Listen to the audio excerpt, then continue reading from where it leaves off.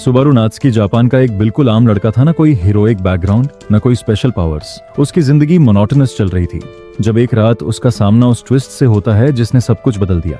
देर रात वो एक कन्वीनियंस स्टोर से ग्रोसरीज लेकर घर लौट रहा था। तभी उसे अपने आसपास कुछ स्ट्रेंज सा महसूस हुआ, जैसे कोई इनविजिबल सुपरनैचुरल फोर्स मौजूद हो। लेकिन उसने उस फीलिंग को इग्नोर किया और रोड क्रॉस करने के लिए कदम बढ़ा दिया। तभी उसकी आंखों में अचानक जलन सी होने लगी। वो आंखें मसलता है और जब उन्हें खोलता है तो देखता है कि वो अब एक कंप्लीटली डिफरेंट वर्ल्ड में है। नई दुनिया ब्राइट और फुल ऑफ लाइफ थी। लोग मध्ययुगीन कपड़े पहने हुए थे और सुबरू एक बड़े से फाउंटेन के पास खड़ा था, स्टन्ड और कंफ्यूज्ड। धीरे धीरे उसे समझ आता है कि उसे इस दुनिया में शायद समन किया गया है। वहीं शहर के किसी कोने में एक मिस्टीरियस लड़की रूफटॉप्स पर दौड़ रही होती है। उसके हाथ में एक अजीब सा एयरलूम और चेहरे पर कॉन्फिडेंट सी मुस्कान होती है। इधर सुबरू सोचने लगता है, क्या मुझे भी कुछ स्पेशल पावर्स मिली होंगी? शायद मैजिक, क्योंकि आइसेकाई वर्ल्ड्स में तो ऐसा ही होता है। वो एक एक्सीडेंट रोकने की कोशिश में अपनी पावर्स टेस्ट करता है, लेकिन बुरी तरह फेल हो जाता है। उसे समझ आ जाता है, नो मैजिक, नो स्ट्रेंथ, बस कंफ्यूजन। सुबारू शहर में घूमता है, किसी शेल्टर की तलाश करता है। एक फ्रूट स्टॉल से कुछ खरीदने की कोशिश करता है, लेकिन जब वो पुरानी जापानीज करेंसी देता है तो स्टॉल ओनर उसे भगा देता है। वो लोगों से इंटरेक्ट करने की कोशिश करता है, पर हर कोई उसे रिजेक्ट कर देता है। थक हार कर वो एक सुनसान एली में बैठ जाता है। फ्रस्ट्रेटेड होकर वह अपना फोन निकालता है और सरप्राइजिंगली देखता है कि वो अब भी काम कर रहा है, लेकिन कोई सिग्नल नहीं और कोई रास्ता भी नहीं। वो सोचने लगता है, जिसने मुझे इस दुनिया में समन किया वो सुंदर लड़की आखिर है कहाँ? तभी 3 मक्कार लुटेरे उसे अकेला पाकर घेर लेते हैं। वो उसे लूटने की कोशिश करते हैं, लेकिन उसी वक्त रूफटॉप वाली लड़की फिर से ऊपर से गुजरती है और कैजुअली सबको हाय कहकर निकल जाती है। सुबारू सोचता है कि अब वो अपने अंदर की स्ट्रेंथ दिखाएगा, लेकिन जैसे ही वो एक थग को पंच करता है, दूसरा नाइफ निकाल लेता है। सुबारू डर जाता है, माफी मांगता है, पर तब तक बहुत देर हो चुकी होती है। वो बुरी तरह पिटता है। तभी एक ब्यूटीफुल मिस्टीरियस लेडी वहां आती है। वो अपने चोरी हुए इंसिग्निया हेयरलूम की तलाश में है। वह थग से पूछती है कि उन्होंने किसी संदिग्ध लड़की को देखा क्या। वो लोग उसे रूफटॉप वाली लड़की के बारे में बताते हैं और दिशा दिखा देते हैं। जवाब मिलते ही वो लेडी अपनी पावरफुल स्पिरिट मैजिक से उन थग्स को हरा देती है और सुबारू को बचा लेती है। लड़ाई खत्म होने के बाद वो लेडी सुबारू से पूछती है कि उसका इंसिग्निया कहाँ है। सुबारू कंफ्यूज रहता है और कहता है कि उसे कुछ नहीं पता, और फिर बेहोश हो जाता है। वो लेडी और उसका टॉकिंग पेट कैट पहले उसे वहीं छोड़ने की सोचते हैं, लेकिन फिर उसे मदद देने का फैसला करते हैं। थोड़ी देर बाद सुबारू जागता है और खुद को उस बिल्ली की गोद में देखकर अजीब फील करता है। वो घबरा जाता है, पर लेडी उसे काम करती है और कहती है, अगर तुम मेरी मदद नहीं करोगे तो तुम्हारा बचाया जाना बेकार जाएगा। सुबारू बताता है कि उसने एक लड़की को रूफटॉप्स पर भागते देखा था और यहीं पर उसे लगता है कि उसका काम पूरा हो गया। लेडी उसे धन्यवाद देती है और वहां से जाने लगती है, लेकिन सुबारू उसका पीछा करता है और कहता है कि वो इस मिशन में उसका साथ देना चाहता है। कुछ देर सोचने के बाद लेडी मान जाती है। अब दोनों मिलकर उस चोर की तलाश शुरू करते हैं जिसने उसका एयरलूम चुराया था। पूरे शहर में हर स्टॉल, हर गली और हर दुकानदार से एक ही सवाल पूछा जाता है, इंसिग्निया थीफ को किसी ने देखा है? कुछ घंटों बाद सुबारू और साडेला एक बिल्डिंग की बालकनी पर बैठकर थोड़ा आराम करते हैं। वहीं दोनों पहली बार फॉर्मली एक दूसरे से अपना नाम बताते हैं। साडेला खुद को एक डिग्निफाइड और ग्रेसफुल तरीके से इंट्रोड्यूस करती है, जबकि सुबारू सिर्फ अपना नाम कैजुअली बताता है। उसका नाम सुनकर साडेला को लगता है कि वो शायद किसी नोबल फैमिली से है। क्यूरियोसिटी में वो उसके हाथों को महसूस करती है और अपने शक को कंफर्म कर लेती है। उसके हाथ मेहनतकश नहीं बल्कि शाही अपब्रिंगिंग वाले लगते हैं। ब्रेक खत्म होने के बाद दोनों फिर से अपनी क्वेस्ट पर निकल पड़ते हैं। चलते चलते उन्हें एक छोटी सी लड़की मिलती है, हरे बालों वाली, जो टाउन के बीचों बीच खोई हुई सी खड़ी होती है। सुबारू और साडेला इस बात पर बहस करने लगते हैं कि क्या उन्हें उसकी मदद करनी चाहिए या नहीं।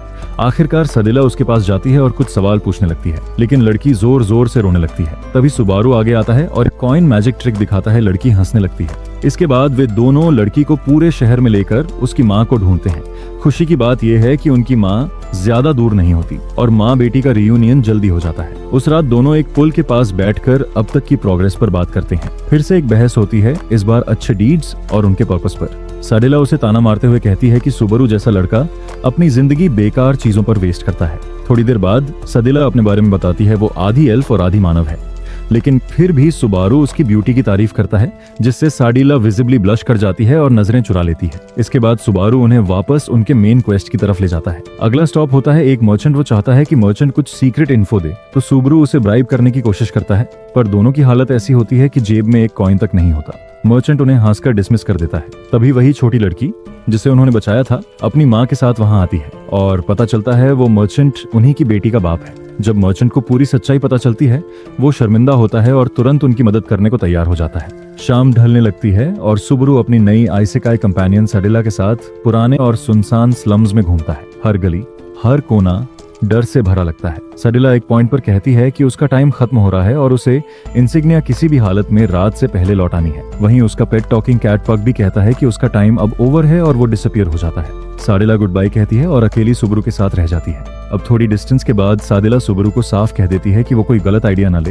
डोंट गेट एनी आइडियाज, वो कहती है। फिर लेसर स्पिरिट्स की बात करती है, जैसे पुक जो समय के साथ पावरफुल ओरिजिनल स्पिरिट्स बनते हैं। बात करते करते साडिला अचानक लाइट में ग्लो करने लगती है, जैसे खुद एक तारा बन गई हो। रास्ते में उन्हें एक आदमी मिलता है जिसे वो फेल्ट नाम की लड़की के बारे में पूछते हैं। वो आदमी बताता है कि फेल्ट काफी नोटोरियस है और उससे कुछ रिक्लेम करने के लिए प्रॉपर निगोशिएशन करना होगा। सुबारू और सडिला आगे बढ़ते हैं, आपस में आर्ग्यू करते हुए, जैसे कोई मैरिड कपल हो, लेकिन फिर मिलकर एक प्लान बनाते हैं कि खुद को सेफ कैसे रखा जाए। सुबारू नाइट वॉच लेने का जिम्मा लेता है और सडिला सो जाती है। जब सडिला सोती है, सुबारू क्यूरियोसिटी में घर के अंदर एक्सप्लोर करता है और वहां उसे अजीबोगरीब डरावनी चीजें दिखती हैं। आगे बढ़ते हुए वो एक जगह एक ताजा पाजा मरा हुआ बॉडी देखता है, खून चारों ओर फैला हुआ होता है। तभी किसी औरत की आवाज उसके पीछे आती है और वो उसे धक्का देकर नीचे गिरा देती है। सुबारू उठता है, उल्टी करता है और वहीं कोलैप्स कर जाता है। साडिला कमरे में आती है और ये सब देख शॉक में आ जाती है, लेकिन इससे पहले कि वो कुछ समझे, उसे भी सिर पर वार करके बेहोश कर दिया जाता है। जमीन पर पड़े हुए सुबारू सडिला का हाथ पकड़ने की कोशिश करता है, खुद को जिंदा रखने की पूरी कोशिश करता है ताकि उसे बचा सके, लेकिन उसका शरीर बहुत जल्दी जवाब दे देता है। और फिर अंधेरे में अचानक सुबारू की आंख खुलती है। वो उसी मर्चेंट के स्टॉल के सामने होता है। मर्चेंट उसके हाथ में सेब लेकर पूछता है, बाय सम एप्पल्स। सुबारू कंफ्यूज्ड होता है, कहता है, मैं पूरी तरह से ब्रोक हूँ। मर्चेंट उसे बाहर धक्का देकर निकाल देता है। कुछ समय बाद सुबारू एक ओल्ड मैन के घर पर बैठा होता है जो कभी मरा नहीं, और इस बात पर हंसता है। सुबारू सडिला और इंसिग्निया के बारे में पूछता है, मगर बूढ़ा आदमी साफ कहता है कि उसे कुछ नहीं पता। फिर वो एक लूट शिपमेंट की बात करता है जो शाम तक आने वाली है, और कहता है कि सुबारू वहीं रुके ताकि वो देख सके कहीं उसमें उसका इंसिग्निया तो नहीं है। सुबारू उससे फेल्ट नाम की लड़की के बारे में भी पूछता है, पर जवाब वही, मुझे कुछ नहीं पता। जब पेमेंट की बात आती है तो सुबारू उसे पुराने दुनिया के कुछ पोटैटो चिप्स दे देता है। फेल्ट के आने तक सुबारू बाहर वेट करता है। जब फेल्ट आती है तो वो उसे इंसिग्निया की बात बताता है और अंदर ले आता है। अंदर फेल्ट और बूढ़ा आपस में स्पॉइल्ड मिल्क को लेकर लड़ पड़ते हैं। फिर बिजनेस टॉक शुरू होती है। फेल्ट एक एयरलूम दिखाती है और कहती है, इसका ज्वेल चाहिए तो पैसा दो। सुबारू कहता है, मेरे पास पैसा नहीं, but I can trade my cell phone. दोनों उसके फोन में इंटरेस्टेड हो जाते हैं और सुबारू उन्हें पिक्चर लेके दिखाता है। जब पूछा जाता है कि ये क्या था, सुबारू झूठ बोलता है, ये एक मैजिक डिवाइस है जो किसी भी मोमेंट को फ्रीज करके स्टोर कर सकता है। ये सुनकर ओल्ड मैन और फेल्ट बिलीव कर लेते हैं। सुबारू फोन की वैल्यू 20 होली कॉइन्स बताता है। ओल्ड मैन और फेल्ट बताते हैं कि उनका एक क्लाइंट है जिसने इंसिग्निया के लिए 10 होली कॉइन्स का ऑफर दिया था, और कॉन्ट्रैक्ट तोड़ने से बचने के लिए सुबारू को नेगोशिएशन स्पॉट पर चलना होगा। तभी दरवाजा नॉक होता है। फेल्ट क्लाइंट को अंदर लाती है, एक अजीब सी लेडी जो सुबारू को कहीं देखी हुई लगती है। फिर भी वो खुद को काम करता है और नेगोशिएशन शुरू करता है। सुबारू अपना आइटम दिखाता है, प्राइस बताता है और लेडी अपना नाम रिवील करती है। वो एक प्रॉक्सी है, रियल क्लाइंट के बिहाफ पे डील कर रही है। वो ऑफर बढ़ाकर 20 होली कॉइन्स कर देती है। डील होते होते एल्सा प्रॉक्सी को लग जाता है कि सुबारू, फेल्ट और ओल्ड मैन उसके दुश्मन हो सकते हैं, और वो अटैक कर देती है। ओल्ड मैन रॉम उन्हें बचाने के चक्कर में मारा जाता है। फेल्ट एल्सा को साइकोपैथ कहती है और उस पर जंप करती है, लेकिन एल्सा उसे परफेक्टली पढ़ लेती है और उसे भी मार डालती है। गुस्से में सुबारू अंधा होकर एल्सा पर हमला करता है, पर एल्सा उसे धक्का दे देती है और पेट में गहरी चोट दे देती है। सुबारू मरने से पहले कोलैप्स हो जाता है, लेकिन तभी रिवाइंड हो जाता है वापस उसी दिन पर। इस बार वो मर्चेंट के स्टोर के पास जागता है। जैब, वो मर्चेंट के एप्पल्स लेने वाला होता है, उसे सड़क पर सडिला दिखती है। वो उसकी ओर भागता है और सब एक्सप्लेन करने की कोशिश करता है, मगर सडिला उसे पहचानती तक नहीं। गलती से सुबारू उसे विच ऑफ एनवी कह देता है, जैसा कि फेल्ट ने उसे सलाह दी थी, और सडिला बुरी तरह गुस्सा हो जाती है। वो साफ वार्निंग देती है, don't ever call me that again, और फिर वहां से चली जाती है। एक कोने में छुपी हुई फेल्ट अचानक सामने आती है और सडिला का इंसिग्निया चुरा लेती है। सडिला तुरंत उसे पकड़ने के लिए दौड़ती है, भले ही सुबारू उसे रोकने की कोशिश करता है। सुबारू भी उनके पीछे पीछे उसी एलिवे में पहुंचता है, लेकिन जैसे ही वो निकलने ही वाला होता है, वही 3 मगर्स जो पहले भी मिले थे फिर से रास्ता रोक लेते हैं। इस बार सुबारू को बहुत गुस्सा आता है और वो उन्हें इग्नोर करते हुए सीधे आगे बढ़ता है, लेकिन दुर्भाग्य से उनमें से एक उसकी पीठ में छुरा घोंप देता है। सुबारू जमीन पर गिर जाता है, खून में लथपथ, और मगर्स आपस में बहस करते हुए वहां से भाग जाते हैं। सुबारू की वहीं मौत हो जाती है। एक पल में सुबारू फिर से मर्चेंट की दुकान के सामने रीइंकार्नेट होता है। मर्चेंट उसे फिर से एप्पल देने की कोशिश करता है, लेकिन इस बार सुबारू मना कर देता है। वो दुकान के पीछे जाकर चेक करता है, उसकी पीठ की चोट अब गायब थी। इस बार वो डिसाइड करता है कि उसे एक नया रास्ता चुनना होगा। अब वो सोचता है कि पास्ट वर्ल्ड की नॉलेज से वो एक इन्वेंटर बनेगा, पैसा कमाएगा और एक आरामदायक लाइफ जिएगा। मर्चेंट से पूछता है कि प्लान कैसा है, लेकिन मर्चेंट पोलाइटली डिस्टेंस बना लेता है। सुबरू टाउन की सड़कों पर निकलता है और एक अजीब डेजा वू मोमेंट देखता है। एक छोटी सी लड़की को दो लोग उसकी माँ से मिलाने की कोशिश कर रहे होते हैं। उसे याद आता है कि पिछले टाइम लूप में वो साडिला के साथ मिलकर उसी लड़की को बचा चुका है। तभी उसे समझ आता है किसी भी रास्ते से वो साडिला से मिलने ही वाला है। वो अपना लग्जूरियस प्लान छोड़ देता है और फिर मर्चेंट के पास लौटता है। मर्चेंट से पूछता है काया टाउन में रिसेंट पिक पॉकेटिंग हुई है। मर्चेंट नियर बाय दीवारों पर मैजिक अटैक मार्क्स दिखाता है और इन्वेस्टिगेशन में मदद के लिए कुछ और हिंट्स देता है। सुबारू उसे थैंक कहता है और फिर साडिला की इंसिग्निया वापस लाने के लिए निकल पड़ता है। लेकिन फिर वही एलिवे और वही 3 मगर्स। इस बार सुबारू जोर जोर से मदद के लिए चिल्लाता है। शुरुआत में मगर्स उसे ब्लफ समझते हैं, लेकिन तभी सीन में एंट्री होती है सोर्ड सेंट राइनहार्ड की। राइनहार्ड की प्रेजेंस से मगर्स डर के मारे भाग जाते हैं। सुबारू राइनहार्ड का धन्यवाद करता है और राइनहार्ड उसे सलाह देता है कि वो सेफ लाइफ जिए और मुसीबतों से दूर रहे। जब सुबारू उसकी यूनिफॉर्म देखता है तो पूछता है और राइनहार्ड बताता है कि आज वो ऑफ ड्यूटी है। थोड़ी इनफॉर्मल बातचीत के बाद सुबारू एक फाइनल रिक्वेस्ट करता है। वो साडिला के बारे में बताता है और रिक्वेस्ट करता है कि राइनहार्ड उसे स्लम्स के डेंजरस हाउस से दूर रहने की वार्निंग दे दे। राइनहार्ड हामी भरता है। उस शाम सुबारू स्लम्स में फेल्ट का डेन ढूंढने निकलता है। रास्ते में वो फेस करता है अपनी सबसे बड़ी नाइटमेयर को, Elsa the bowel hunter. Elsa usual psycho smile के साथ उसे टीज करती है और फिर चली जाती है। सुबारू राहत की सांस लेता है और फेल्ट के डेन की ओर बढ़ता है। जैसे ही वो अंदर झांककर कुछ देखने की कोशिश करता है, पीछे से फेल्ट उसे इंट्रूडर समझकर हमला कर देती है। दोनों थोड़ी देर तक लड़ते हैं, फिर फेल्ट रुकती है और उसकी पहचान वेरीफाई करती है। सुबारू उसे बताता है कि वो उसके पास आया है इंसिग्निया के बदले में अपनी मेशा यानी सेल फोन को ट्रेड करने। सुबारू चाहता था कि फेल्ट उसे इंसिग्निया दे दे और बदले में वो उसे अपना मेसा यानी फोन दे देगा, लेकिन फेल्ट उतनी जल्दी मानने वाली नहीं थी। उसने कहा कि पहले ओल्ड मैन रॉम फोन को देखेगा, तभी वो कोई सौदा करेगी। सुबारू बिना वक्त गंवाए रॉम के घर की ओर भागता है ताकि सौदा जल्द से जल्द पूरा हो सके। रास्ते में वो फेल्ट से कुछ ज्यादा ही इमोशनल हो जाता है, जिससे परेशान होकर फेल्ट उसे काट भी लेती है। जब वो लोग रॉम के घर पहुंचते हैं, रॉम फोन को देखकर हैरान रह जाता है। उसे वो फोन किसी पवित्र चीज से भी ज्यादा कीमती लगता है। सुबारू बहुत खुश हो जाता है और सोचता है कि अब सब कुछ सेट है, मगर फेल्ट को अब भी शक होता है। वो सुबारू को रोककर कुछ सवाल पूछना चाहती है, लेकिन सुबारू बार बार उससे बस इतना कहता है कि वो उस पर भरोसा करे, क्योंकि वो जानता है कि एल्सा, वो खूनी हत्यारिन, किसी भी वक्त आ सकती है। फेल्ट को उसकी बातों पर यकीन नहीं होता, लेकिन तभी दरवाजे पर एक डरावनी दस्तक होती है। सुबारू उसे दरवाजा न खोलने की भीख मांगता है, लेकिन फेल्ट दरवाजा खोल देती है और सामने होती है सादला, एमिलिया। एमिलिया सीधे अंदर आकर फेल्ट को धमकाती है कि अगर उसने इंसिग्निया वापस नहीं की तो अंजाम बुरा होगा। फेल्ट थोड़ी पीछे हटती है, मगर इंसिग्निया देने से इनकार कर देती है। फिर वो एमिलिया को बताती है कि सुबारू ही था जो उसकी इंसिग्निया उसे लौटाना चाहता था। एमिलिया हैरान रह जाती है, क्योंकि उसने सुबारू को पहले कभी देखा ही नहीं, लेकिन वो बात करती रहती है और उसे नहीं पता चलता कि पीछे से एल्सा धीरे धीरे उसकी तरफ बढ़ रही है। शुक्र है सुबारू समय रहते उसे देख लेता है और पुक से एमिलिया की जादुई बात करने वाली बिल्ली को एल्सा का हमला रोकने को कहता है। एल्सा अपने असली रूप में सामने आ जाती है और अब सबको मार डालने की धमकी देती है। सुबारू उसे बुरी औरत कहकर शर्मिंदा करने की कोशिश करता है और जब तक वो बकवास करता है उतनी देर में पक अपना सारा मना रिचार्ज कर लेता है। जैसे ही पक तैयार होता है, वो एल्सा पर जादुई क्रिस्टल फेंकता है, लेकिन एल्सा को एक खरोंच तक नहीं आती। अब एल्सा हमला करती है और एमिलिया उससे लड़ने को तैयार हो जाती है। दोनों के बीच भयंकर लड़ाई शुरू होती है। रॉम, सुबारू और फेल्ट पीछे से सब देख रहे होते हैं। एमिलिया एक बड़ी जादुई स्ट्राइक एल्सा पर चलाती है,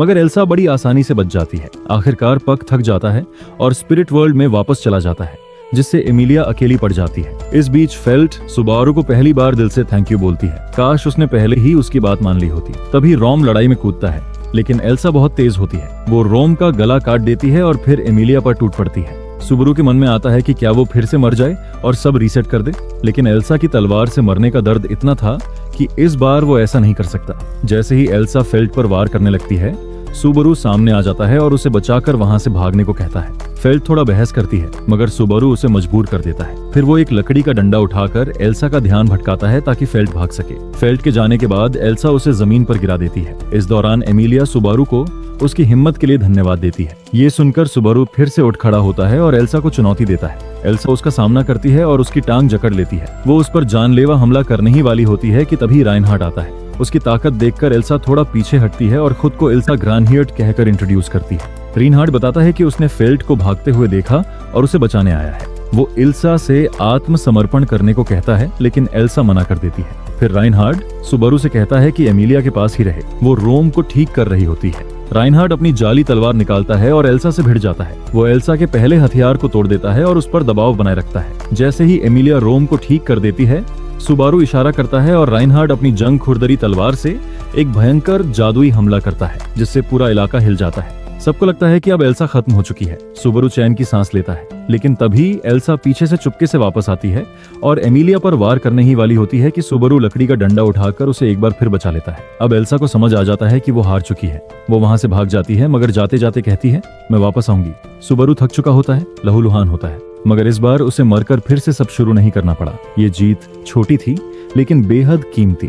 सुबारू धीरे से सदाला, उस रहस्यमयी खूबसूरत लड़की से पूछता है कि उसका असली नाम क्या है। थोड़ी झिझकते हुए वो मुस्कुराकर जवाब देती है, अमेलिया। फिर वो सुबारू को दिल से धन्यवाद देती है और हाथ बढ़ाती है एक हाथ शेक के लिए। तभी राइनहार्ड वो लकड़ी उठाता है जिससे सुबारू ने एल्सा का वार रोका था और पाता है कि वो बीच से टूटी हुई है। उसी पल सुबारू को एहसास होता है कि वो खुद भी घायल हो चुका है। दर्द तेज होता है और उसकी आंखें बंद हो जाती हैं। वो बेहोश होकर जमीन पर गिर पड़ता है। सुबारू के बेहोश हो जाने के बाद राइनहार्ड सदाला, जो अब हम जानते हैं अमेलिया है, से पूछता है कि वो सुबारू के साथ क्या करने वाली है। अमेलिया कहती है कि वो उसे अपने मैंशन ले जाएगी जहां उसकी देखभाल की जाएगी। फेल्ट, जिसने अब सब कुछ देख लिया है, अमेलिया को शुक्रिया कहती है और उसकी इंसिग्निया लौटाती है। लेकिन जैसे ही राइनहार्ड वो इंसिग्निया फेल्ट के हाथ में देखता है, उसका चेहरा गंभीर हो जाता है। ऐसा प्रतीत होता है जैसे ये कोई आम चीज नहीं। वो फेल्ट को तुरंत बेहोश कर देता है और उसे हिरासत में ले लेता है। रात को चांदनी के नीचे राइनहार्ड गहराई से सोचते हुए आसमान की तरफ देखता है, फिर फेल्ट को साथ लेकर महल की ओर रवाना हो जाता है।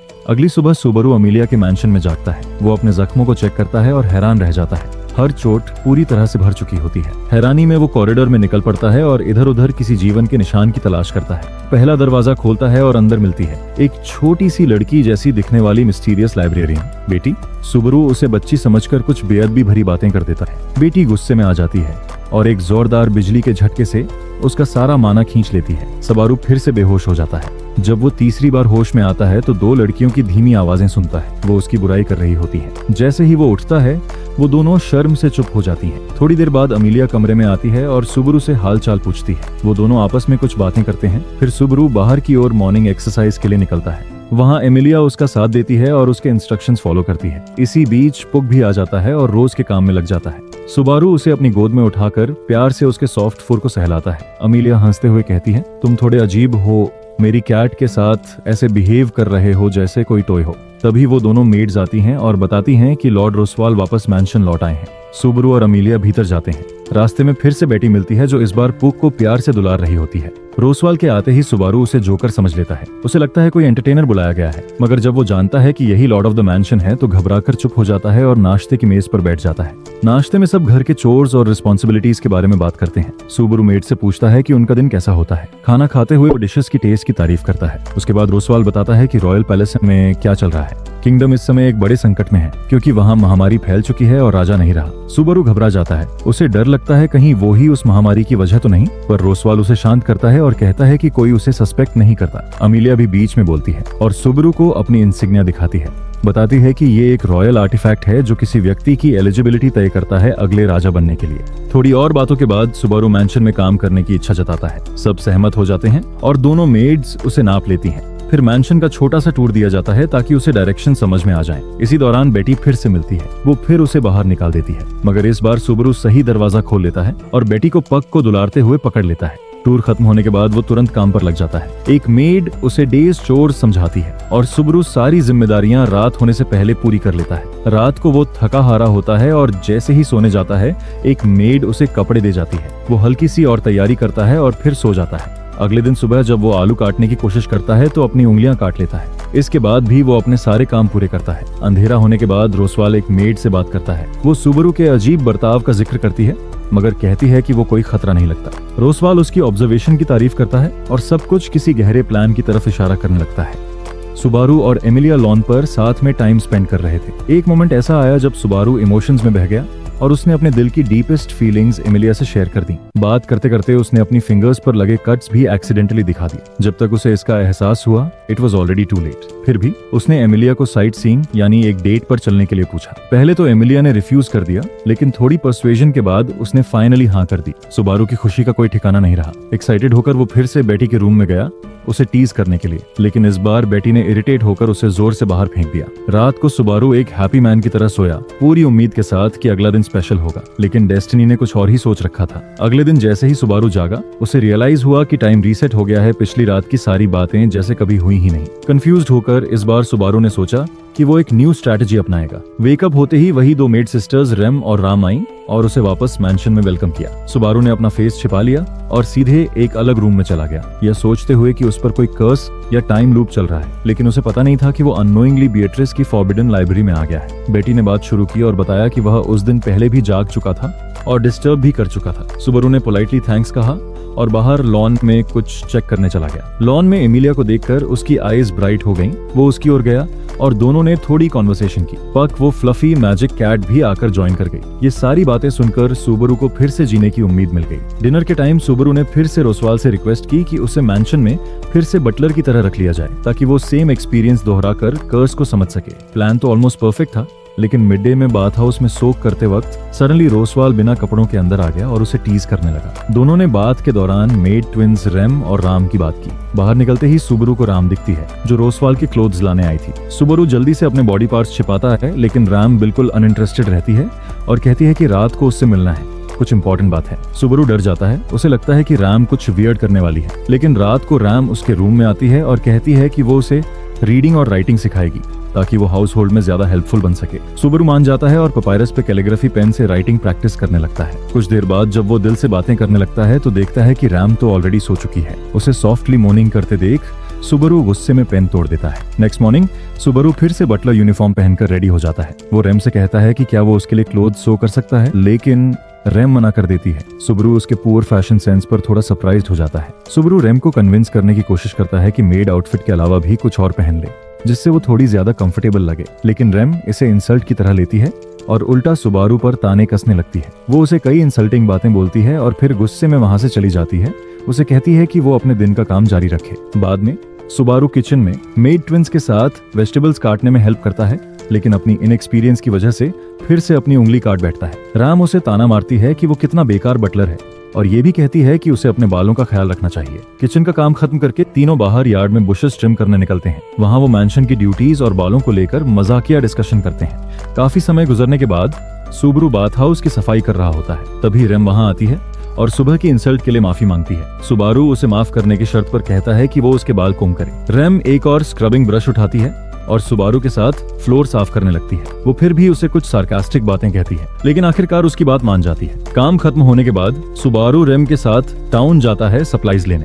वहाँ वो कुछ बच्चों को खेलते देखता है और उनके साथ खेल में शामिल हो जाता है, जब तक कि रैम सारे सामान इकट्ठा नहीं कर लेती। वापस आते हुए रैम बच्चों के बारे में बुरा करती है, जैसे कि वो कोई न्यूसेंस हो। सुबारू उसे रोकने की कोशिश करता है, लेकिन रैम फिर भी बोलती रहती है। टॉपिक बदलने के लिए सुबारू राम की तारीफ करने लगता है, जिससे रैम थोड़ी मुस्कुरा देती है। उस रात एमिलिया राम की जगह लेती है और सुबारू की लर्निंग सेशन सुपरवाइज करती है। एमिलिया के सामने बैठकर सुबारू घबरा जाता है और सोचता है कि अब क्या बोले। थोड़ी हिम्मत जुटाकर वो उससे एक डेट पर चलने का प्रपोजल रखता है। एमिलिया पहले डेट का मीनिंग पूछती है और जब सुबारू उसे समझाता है तो वो मान जाती है। सुबारू इतना खुश होता है कि डिसाइड करता है कि वो पूरी रात जागेगा ताकि उसे दोबारा नींद में मौत ना आए। लेकिन किस्मत को कुछ और ही मंजूर था। रात को अचानक उसे ठंड महसूस होती है और कमरे की लाइट्स बंद हो जाती हैं। सुबारू कॉरिडोर की ओर भागता है, थरथराता हुआ, और सोचता है कि उसके शरीर में अजीब सी कमजोरी क्यों है। जल्दी ही उसे पता चलता है कि शायद उसे पहले ही दिन पॉइजन कर दिया गया था और अब उसका इफेक्ट शुरू हो चुका है। वो हॉलवे में गिर जाता है और तभी एक मिस्टीरियस असैसिन आकर उस पर वार करता है। जैसे ही वो मरता है, सुबारू एगनाइजिंग पेन के साथ वापस टाइम लीप कर जाता है उसी हालत में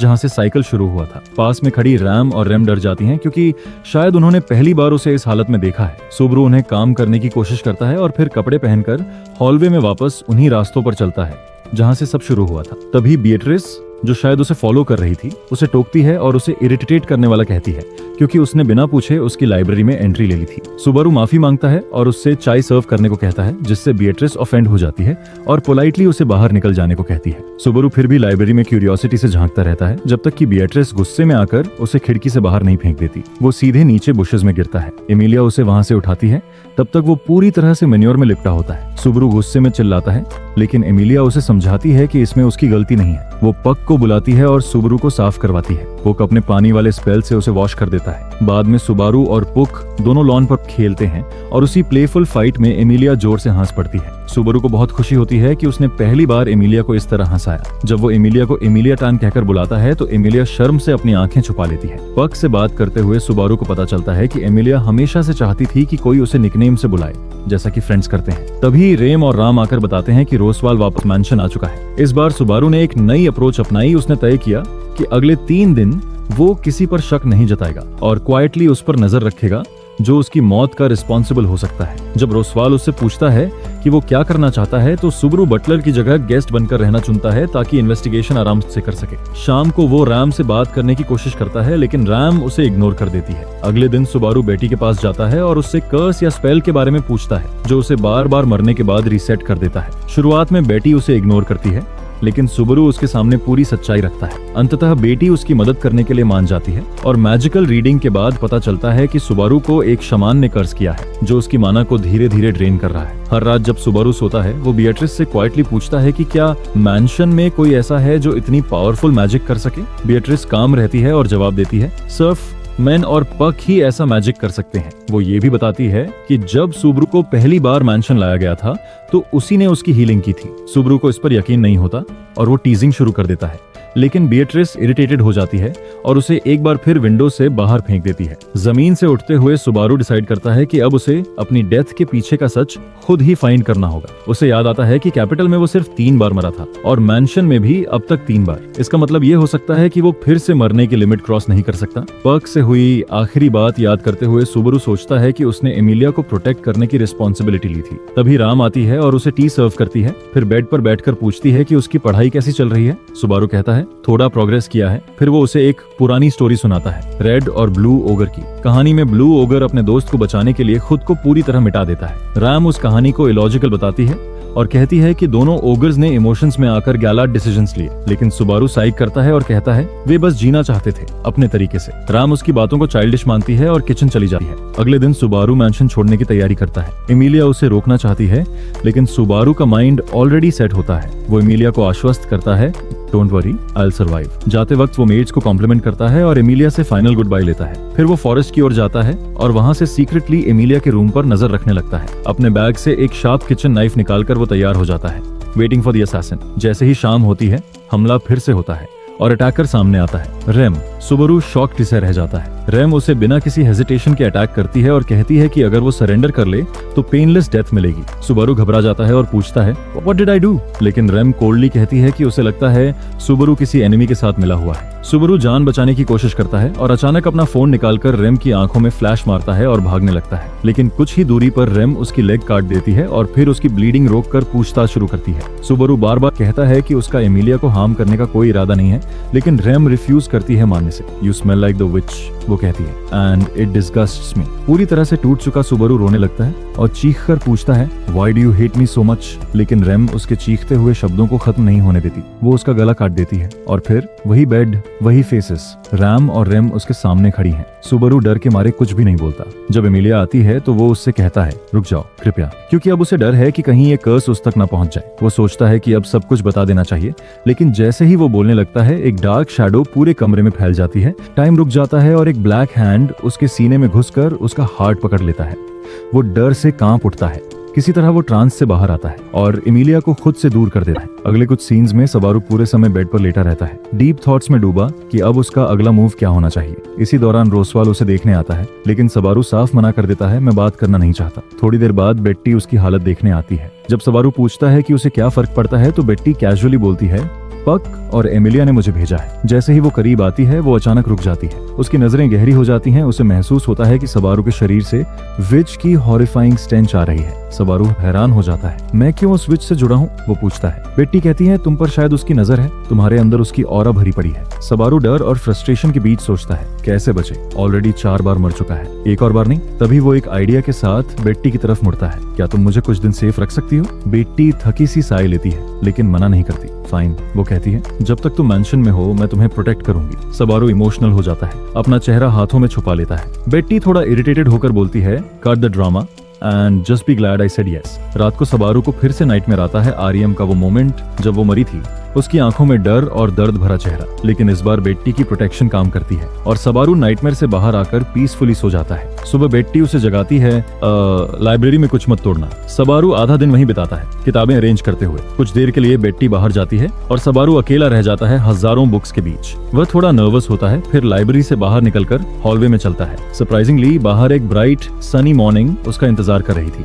सूरज की रोशनी में वो थोड़ी देर खड़ा होकर शांति महसूस करता है। तभी एमिलिया हॉलवे में उससे मिलती है और बिना कुछ कहे उसे अपने साथ चलने को कहती है। सबारू ब्लाइंडली उसका पीछा करता है और एक रूम के सामने पहुंचते ही अंदर से राम की जोरदार स्क्रीम आती है। वो रूम में भागकर जाता है और देखता है राम जमीन पर बैठी है, आरईएम की डेड बॉडी को गले लगाए। सबारू शॉक में है। रोसवाल बताता है आरईएम बस सोई और कभी नहीं जागी, she just faded. Emilia Subaru से पूछती है, क्या तुम कुछ जानते हो? कुछ भी? सबारू बताने ही वाला होता है कि उसे वो ब्लैक हैंड याद आ जाता है जो उसे हर बार बात करते ही क्रश कर देता है और वो चुप हो जाता है। तभी राम गुस्से से भर जाती है। उसकी आंखों में आंसू और रेज दोनों होते हैं। इट्स योर फॉल्ट कहती है और सबारू पर हमला कर देती है। उसी पल बेटी एंट्री करती है और सबारू को बचा लेती है। रोसवाल सस्पिशियस हो जाता है, क्या तुम सच में उसकी रक्षा करोगी? वो बेटी से पूछता है। बेटी मजबूती से जवाब देती है, हाँ, I gave him my word. अब सबके बीच टेंशन इतना बढ़ जाता है कि सब अपनी अपनी साइड लेने लगते हैं। सबारू रियलाइज करता है कि अब उसे खुद कुछ करना होगा। वो मैंशन से भागता है उसी क्लिफ की तरफ जहां वो पहले मरा था। क्लिफ के किनारे बैठा वो खुद से लड़ता है। मरना आसान नहीं है, बट मे बी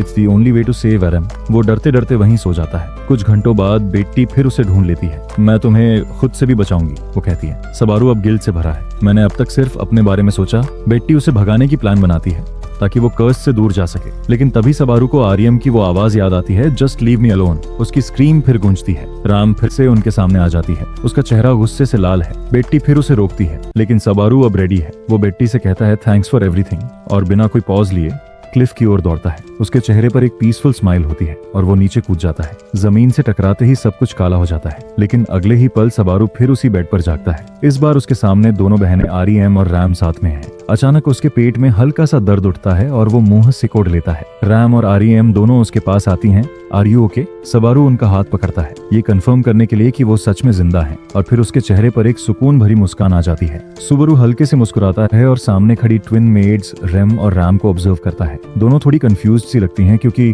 उन्होंने इसे पहले कभी देखा नहीं होता, इसलिए वो एक कदम पीछे हट जाती हैं जैसे कोई वियर्ड स्ट्रेंजर सामने हो। वो कामली वेट करता है जब तक एमिलिया ब्रेकफास्ट टाइम में उसे चेक करने नहीं आती। ब्रेकफास्ट के दौरान सुबारू रोसवाल से बोल्ड तरीके से रिक्वेस्ट करता है, मुझे मैंशन में काम करने दीजिए। इस बार वो पिछली बार से बिल्कुल डिफरेंट अप्रोच लेता है, घर के लोगों की मदद करके उनका ट्रस्ट अर्न करने की। ऐसा करके वो खुद को एक एनिमी से नहीं बल्कि एक रिलायबल पर्सन की तरह प्रूव कर सकता है। लकी फॉर हिम रोसवाल को कोई इश्यू नहीं होता और वो उसे पीसफुली काम करने की परमिशन दे देता है। ब्रेकफास्ट के बाद सुबारू अलग अलग जगह जाकर छोटे मोटे टास्क में मदद करता है। एक तरह से वो मैंशन के डेली रूटीन में खुद को फिट कर रहा होता है। लंच तक सुबारू लॉन में रेस्ट करने के लिए बैठता है, तभी पक आता है और उसके साथ चिलिंग करता है। बातचीत में सुबारू को पता चलता है कि एमिलिया एक्चुअली एक स्पिरिट आर्ट्स यूजर है, ना कि टिपिकल मैजिक यूजर। वो एक्साइटेड हो जाता है और पूछता है कि क्या उसके अंदर भी कोई मैजिक है। पक कुछ मैजिक करता है और रिवील करता है कि सुबारू की एट्रीब्यूट है शैडो, जो कि एक एक्सट्रीमली रेयर टाइप की मैजिक एट्रीब्यूट होती है। उसी वक्त एमिलिया वापस आती है और सुबारू को अपनी मैजिक को लेकर ओवर रिएक्ट करते देखती है। वह उसे काम करती है और बताती है कि उसकी एबिलिटी बहुत स्पेशल है। फिर भी सुबारू प्रूफ चाहता है कि वो सच में शैडो यूजर है। एमिलिया और पक उसे एक डार्क ट्रांस में भेजते हैं जो उसे टेम्पररीली डरा देती है, लेकिन वो थैंकफुली ठीक हो जाता है। इसके बाद एमिलिया सुबारू को मैंशन के कोर्टयार्ड में ले जाती है जहां वो उसे मैजिक विजुअलाइजेशन और एक्चुअलाइजेशन सिखाती है। एक पॉइंट पर सुबारू अपनी मैजिक ट्राई करता है, लेकिन इंस्टेड ऑफ प्रॉपर स्पेल एक huge plume of black smoke चारों तरफ फैल जाता है। इससे थककर वो आउटडोर बेंच पर रेस्ट करने लगता है। एमिलिया को उस पर दया आती है और वो उसके मुंह में एक बेको फ्रूट रख देती है। ये फ्रूट मेज की मैजिकल एनर्जी को स्टिमुलेट करता है। थोड़ी ही देर में सुबारू फिर से एनर्जेटिक फील करता है और डे कंटिन्यू करता है। नाइटफॉल में रोसवाल और राम एक प्राइवेट कॉन्वर्सेशन में डिस्कस करते हैं। रोसवाल पूछता है कि सुबारू के बारे में कोई अनयूजुअल चीज तो नहीं दिखी। राम सिंपली कहती है कि अभी तक सब नॉर्मल है, पर वॉचफुल रहना जरूरी है। नेक्स्ट मॉर्निंग सुबारू लाइब्रेरी में बिएट्रिस से मिलता है और पूछता है कि कर्स को कैसे हटाया जाए। बिएट्रिस कहती है कि कर्स तभी खत्म हो सकता है जब उसकी कास्टिंग करने वाला खुद उसे नलिफाई करे। इसी दौरान सुबारू क्यूरियोसिटी में पूछता है विच ऑफ एनवी कौन है। बिएट्रिस उसे बताती है उसका नाम है सटेला। तभी सुबारू को याद आता है कि जब एमिलिया से पहली बार मिला था उसने खुद को सटेला कहा था। सुबारू कंफ्यूज हो जाता है, क्या सच में एमिलिया वही एनवी वाली विच है? क्या उसी ने उसे कर्स किया ताकि वो इस टाइम लूप में फंसा रहे? आंसर तो नहीं मिलता, लेकिन सुबरू खुद को संभालता है और एक काम रिजॉल्व के साथ दिन की शुरुआत करता है। सुबह के टाइम वो एमिलिया और पक के साथ प्लेफुल तरीके से इंटरेक्ट करता है और दोनों को थोड़ा अनॉय भी कर देता है। जब वो चला जाता है, एमिलिया अनईजी फील करती है। उसे लग रहा होता है कि सुबरू के साथ कुछ गलत है। आगे जाकर सुबरू एक्सीडेंटली एक डेकोरेटिव वेज गिरा देता है, फिर पैनिक में उसे क्लीन करता है। मीनवाइल एमिलिया और पक ऑब्जर्व कर रहे होते हैं कि सुबरू इतना हाइपर क्यों बिहेव कर रहा है। जल्दी ही वो वर्ड्स रिप्लेस कर देता है ताकि रेम को शक ना हो, लेकिन रेम सस्पिशियस हो जाती है और पूछती है, तुम्हें इस वेज के बारे में पहले से कैसे पता था?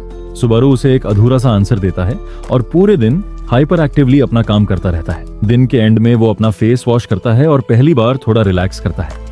तभी एमिलिया उसके पास आती है और उसे काम करने की कोशिश करती है। सुबारू अब भी एसीटी कंटिन्यू करता है, लेकिन एमिलिया उसकी सारी चालें देख लेती है। वो उसे अपने रूम में ले जाती है, उसे बैठाती है और उसके पास बैठकर उसका हेड अपनी लैप पर रख देती है। सुबारू कुछ जरूरी क्वेश्चंस पूछता है और एमिलिया उसे वो आंसर्स देती है जो वो डेस्परेटली ढूंढ रहा था। एमिलिया कहती है, सूरज निकलने से पहले जितना आराम कर सकते हो करो, लेकिन सुबारू फिर भी थोड़ी बातें करता रहता है ताकि सस्पिशन ना हो। तभी एमिलिया उसके फोरहेड पर एक सॉफ्ट किस देती है और उसे चुप करवा देती है।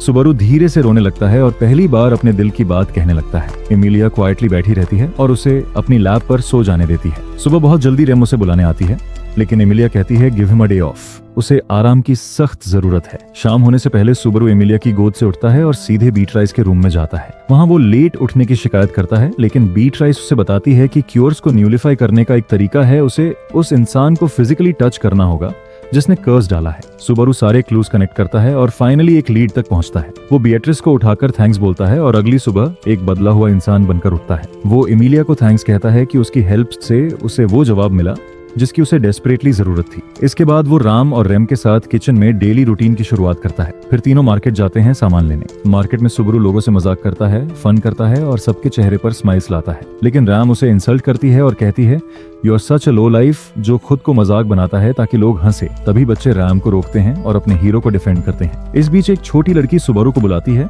और उसे जंगल के एक डार्क पैच की तरफ ले जाती है जहाँ उसका डॉग खो गया होता है। सुबारू जंगल में जाता है और उसका लॉस्ट डॉग ढूंढ निकालता है। जब वो डॉग को टच करने की कोशिश करता है तो डॉग गुस्सा हो जाता है, लेकिन जब सुबारू जेंटली उसका हेड टच करता है तो डॉग सॉफ्टली स्माइल करता है। सब कुछ नॉर्मल लगता है, लेकिन जैसे ही इवनिंग होती है वे मैंशन लौटते हैं। वहां वे रोसवाल को बाहर निकलते हुए देखते हैं, जो पहले किसी भी टाइम लूप में नहीं हुआ था। सुबारू समझ जाता है कि उसका प्लान काम कर रहा है और उसे और आगे बढ़ना है। रात को वो बिएट्रिस से मिलने जाता है और उसे बताता है कि उसे लगता है ही इज कर्स्ड। बिएट्रिस कहती है कि अब कुछ नहीं किया जा सकता, लेकिन सुबारू रिफ्यूज करता है हार मानने से और उसे कन्विंस या कहो थ्रेटन करता है, अगर तुमने हेल्प नहीं की तो मैं पक को बता दूंगा कि तुम कितनी क्रूअल हो। बिएट्रिस साई करती है और उसका फोरहेड छूती है। कुछ मोमेंट्स बाद सुबारू के राइट हैंड से ब्लैक मिस्ट निकलती है। बीट्राइस उसे डिस्पेल कर देती है। सुबारू सस्पिशियस हो जाता है और उसे याद आता है वही डॉग जिसने उसके हाथ को पहले टच किया था। सुबारू उसे थैंक्स बोलता है और हॉलवे में जाकर रैम और रेम से मिलता है। वहां वो ट्रूथ बताता है और रेम को चुनता है विलेज साथ चलने के लिए,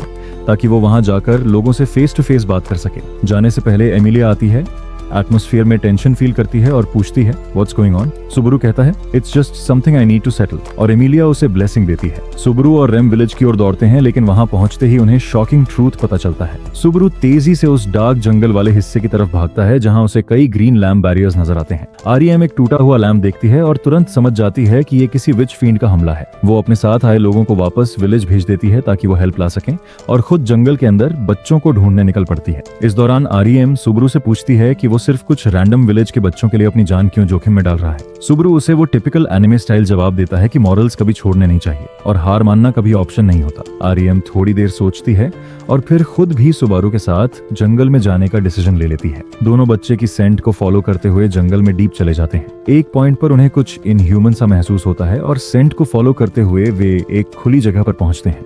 वहां सारे बच्चे बेहाल हालत में पड़े होते हैं, उनकी हड्डियां तक कमजोर लग रही थीं। सुबारू उनके शरीर पर कर्स मार्क्स देखता है और तुरंत आरईएम से कहता है कि वो अपनी हीलिंग मैजिक से उन्हें बचाने की कोशिश करे। आरईएम जैसे ही हीलिंग शुरू करती है, पेट्रा उन बच्चों में से एक होश में आती है और सुबारू को कुछ इंपॉर्टेंट बताने की कोशिश करती है, पर वो बोलने से पहले ही फिर बेहोश हो जाती है। सुबारू उसे चुप करवाकर फिर से सुला देता है और ठान लेता है कि अब किसी भी हाल में वो इस सब के पीछे छिपे कल्प्रिट को ढूंढेगा। सुबारू आरईएम को बच्चों के पास छोड़कर अकेले जंगल में और अंदर की तरफ जाता है।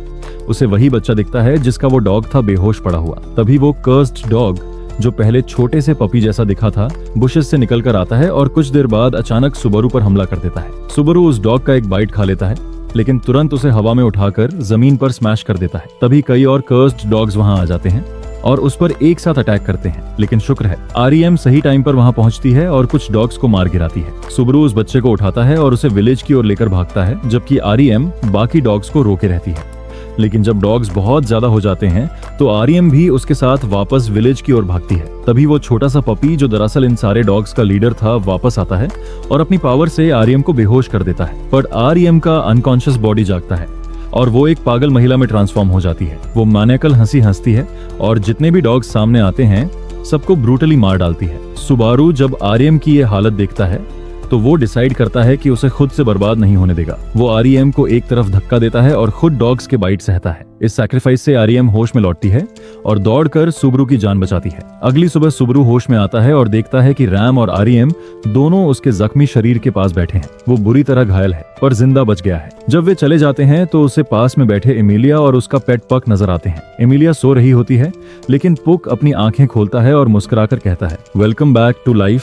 सुबारू, जो अब तक वर्बल इंसल्ट झेल चुका होता है, उनसे पूछता है, आरएम और आरएएम कहाँ हैं? पक बताता है कि आरईएम विलेज में है, बच्चों की देखभाल कर रही है और एमिलिया उसे हील करते करते खुद बेहोश हो गई थी, इसलिए अब उसे रेस्ट करने देना चाहिए। थोड़ी देर बाद सुबरू उठता है और बाहर टहलने निकलता है, जहां उसे रैम मिलती है। रैम उसे एक ताजा स्टीम्ड पोटैटो देती है, जिसे वो खुशी खुशी खा लेता है। खाते खाते वे विलेज की हालत पर डिस्कस करते हैं। रैम उसे थैंक्स बोलती है कि उसने विलेज को उनके ऑल्गर प्रॉब्लम से बचाया, यही नाम था उन वाइल्ड कर्स्ड डॉग्स का, ऑल्ग्स। सुबरू फिर बच्चों को देखने विलेज में घूमता है, ये कंफर्म करने के लिए कि वो सब सेफ हैं। वहीं उसे बीएट्रिस मिलती है, जो उसे अकेले में कुछ इंपॉर्टेंट बताना चाहती है उस कर्स के बारे में। बीट्राइस कहती है कि जिस कर्स से वो ग्रसित है उससे छुटकारा पाना लगभग इम्पॉसिबल है। सुबरू एक्सप्लेनेशन मांगता है और बीएट्रिस कहती है, तुम्हें अब विच फील्ड फूड बना दिया गया है। पर सुबरू, जो अब पहले से ज्यादा मेंटली स्ट्रांग है, शांति से बातें करता है। बीएट्रिस शॉक्ड होती है ये देखकर कि वो इतना काम कैसे है जब उसकी जिंदगी प्रैक्टिकली रूइंड होने वाली है। सुबरू उसे अपने बैटल स्कार्स दिखाता है और दोनों बात करते रहते हैं। तभी कुछ अजीब होता है। अचानक सुबरू को क्लेयरवॉयंट फीलिंग आती है कि रैम खतरे में है। वो झटके से उठता है और बीएट्रिस से पूछता है, आरईएम कहाँ है? तभी आरईएम जी वहां पहुंचती है और बताती है कि आरईएम पहले ही अकेले जंगल में जा चुकी है उन फॉरेस्ट ओल्जीज को खत्म करने के लिए। सुबरू जानता है कि अगर आरईएम अकेली उन डॉग्स के साथ फंस गई तो क्या होगा। वो रैम से रिक्वेस्ट करता है, प्लीज मुझे भी ले चलो, हमें आरईएम को ढूंढना ही होगा अभी। शुरुआत में राम सुबरू की रिक्वेस्ट मानने से इनकार कर देती है, लेकिन बहुत ज्यादा मान मनोवल के बाद वो उसे साथ चलने देती है। तभी बीएट्रिस भी बीच में आ जाती है और सुबरू को डिस्करेज करने की कोशिश करती है, लेकिन अब सुबरू ने मन बना लिया है, चाहे कुछ भी हो जाए वो आरईएम को बचाकर ही रहेगा। सुबरू खुद को तैयार करता है और रैम के साथ जंगल की तरफ निकल पड़ता है। कुछ ही दूरी चलने के बाद उसे थकान होने लगती है और वो हांफने लगता है। रैम उसकी हालत देखकर मजाक उड़ाती है और कहती है, विम्प हो तुम। तभी सुबरू को याद आता है कि विलेज के बच्चे उस पर कितना भरोसा करते हैं। रैम बताती है कि बच्चे उससे कितना लगाव रखते हैं और इसी वजह से वो विलेज को छोड़ नहीं सकता। रैम थोड़ी देर उसके इमोशंस को समझती है, पर बात ज्यादा बढ़ने से पहले ही वो चुप हो जाती है। फिर वो अपनी क्लेयरवॉयंस मैजिक से पूरे एरिया को स्कैन करती है और देखती है कि कई ऑल्गर आर्म्स उनकी तरफ आ रहे हैं। रैम कुछ को डिस्ट्रॉय कर देती है और फिर दोनों आगे बढ़ते हैं रैम को ढूंढने। रास्ते में सुबारू रैम से पूछता है, तुम्हारी बहन के पास डीमन हॉर्न है, लेकिन तुम्हारे पास क्यों नहीं? रैम कुछ देर चुप रहती है, फिर बताती है, हमारी विलेज में जुड़वां बच्चों को जिंदा रहने की इजाजत नहीं दी जाती, लेकिन हम एक्सेप्शन थे।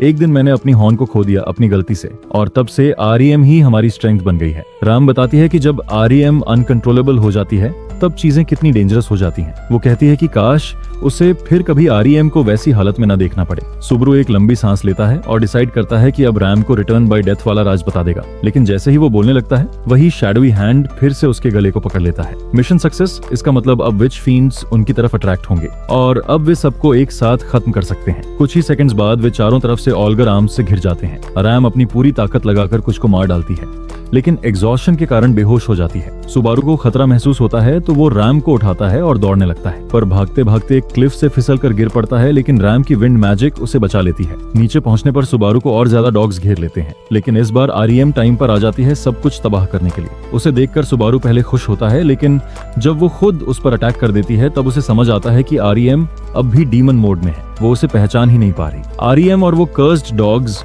दोनों आपस में लड़ते हैं और एक पॉइंट पर डॉग्स आरईएम को गिरा देते हैं, लेकिन वो फिर से उठती है और एक एक कर सबको मार गिराती है। सुबारू इस केओस का फायदा उठाकर एक सुरक्षित जगह भाग जाता है RAM कुछ देर के लिए होश में आती है और बताती है कि REM को रोकने का एक ही तरीका है, उसकी हॉर्न काट दो, इससे वो नॉर्मल हो जाएगी। सुबरू REM को देखता है, एक खतरनाक मॉन्स्टर जैसी लग रही थी और सोचता है how the hell do I even do that. लेकिन फिर वो एक प्लान बनाता है, उसे एग्जीक्यूट करता है, पर आखिरी पल में डर के कारण फ्रीज हो जाता है और सब गड़बड़ कर देता है। तभी उसे दूसरी चांस मिलती है, वो हवा में उछलता है और इस बार वो सीधा हॉर्न पर वार करता है। हॉर्न करते ही REM नॉर्मल हो जाती है। सुबारू उसे अपनी गोद में उठाता है और रैम के साथ विलेज लौटने लगता है। रास्ते में रेम की मेमोरीज जागती हैं। उसे अपनी इन्फेंट लाइफ याद आने लगती है जब वो और रैम पैदा हुई थी। डीमन क्लैन के एल्डर्स ने सोचा था कि ट्विन्स होना एक टैबू है, इसलिए उन्हें मारने का फैसला किया गया था। लेकिन तभी रैम, जो बचपन से ही एक प्रोडिजी थी, अपनी पावर से एल्डर्स को रोक देती है। उस दिन के बाद ट्विन्स को जिंदा रहने दिया गया। कुछ सालों बाद दोनों बड़ी हुई रैम विलेज की सबसे टैलेंटेड और रिस्पेक्टेड लड़की बन गई,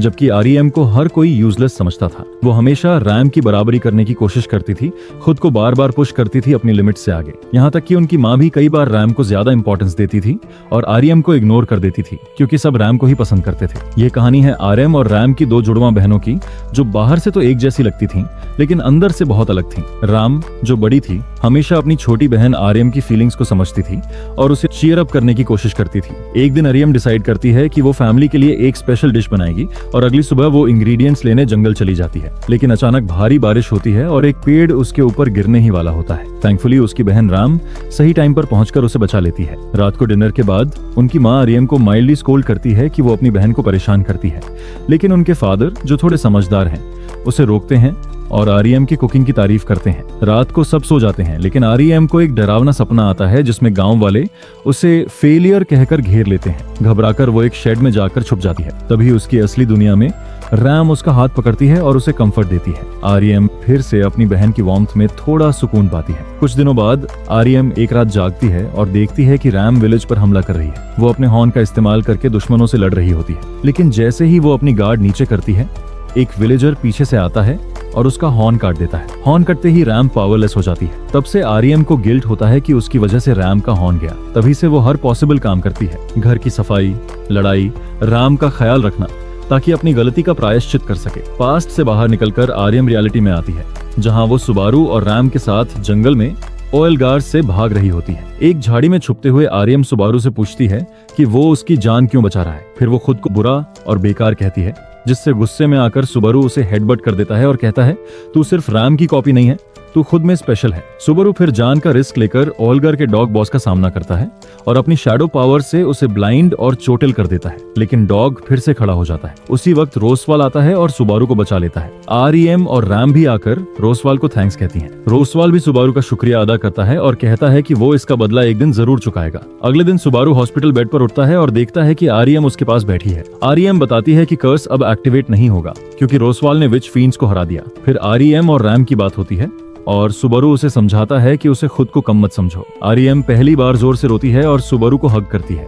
सुबारू उसे कहता है, अब तू पहले से बेटर है तो हंस, मुस्कुरा। नाइटफॉल तक REM के चेहरे पर पहली बार एक प्यारी सी मुस्कान होती है। राम धीरे से रोसवाल के कमरे में जाती है सुबारू के बारे में बात करने के लिए। थोड़ी सी बातचीत के बाद रोसवाल उसे अपनी गोद में बिठा लेता है। वो माना ट्रांसफर करने के बहाने रैम के करीब आता है, लेकिन उसके चेहरे की सीरियसनेस साफ दिखाती है कि वो सिर्फ हीलिंग नहीं कर रहा, उसके मन में कोई बड़ा मकसद है, एक पावरफुल ड्रैगन को खत्म करने का प्लान। अगले दिन कोर्टयार्ड में पहली बार एमिलिया और सुबारू की मुलाकात होती है। एमिलिया जेंटल तरीके से उसे थैंक्स कहती है, क्योंकि उसने रैम और रेम को बचाने में मदद की थी। सुबारू हंसते हुए जवाब देता है, अगर सच में थैंक्स करना चाहती हो तो मेरे साथ एक डेट पर चलो। एमिलिया लाइटली मुस्कुराती है और कहती है, ओके, जिससे सुबारू पूरी तरह से हक्का बक्का रह जाता है। वो दोनों एक छोटे से आउटिंग पर विलेज जाते हैं, जहाँ वे बच्चों के साथ खेलते हैं, लोकल लोगों से मिलते हैं और एक पीसफुल दिन बिताते हैं। वापस मैंशन आते वक्त सुबारू एक गोल्डन ड्रैगन कैरेज देखता है, जो उसे इंस्टेंटली अलर्ट कर देती है। बटलर विलहेल्म बताता है कि कोई इंपॉर्टेंट एमिसरी एमिलिया से मिलने आया है, रॉयल सिलेक्शन की शुरुआत हो चुकी है।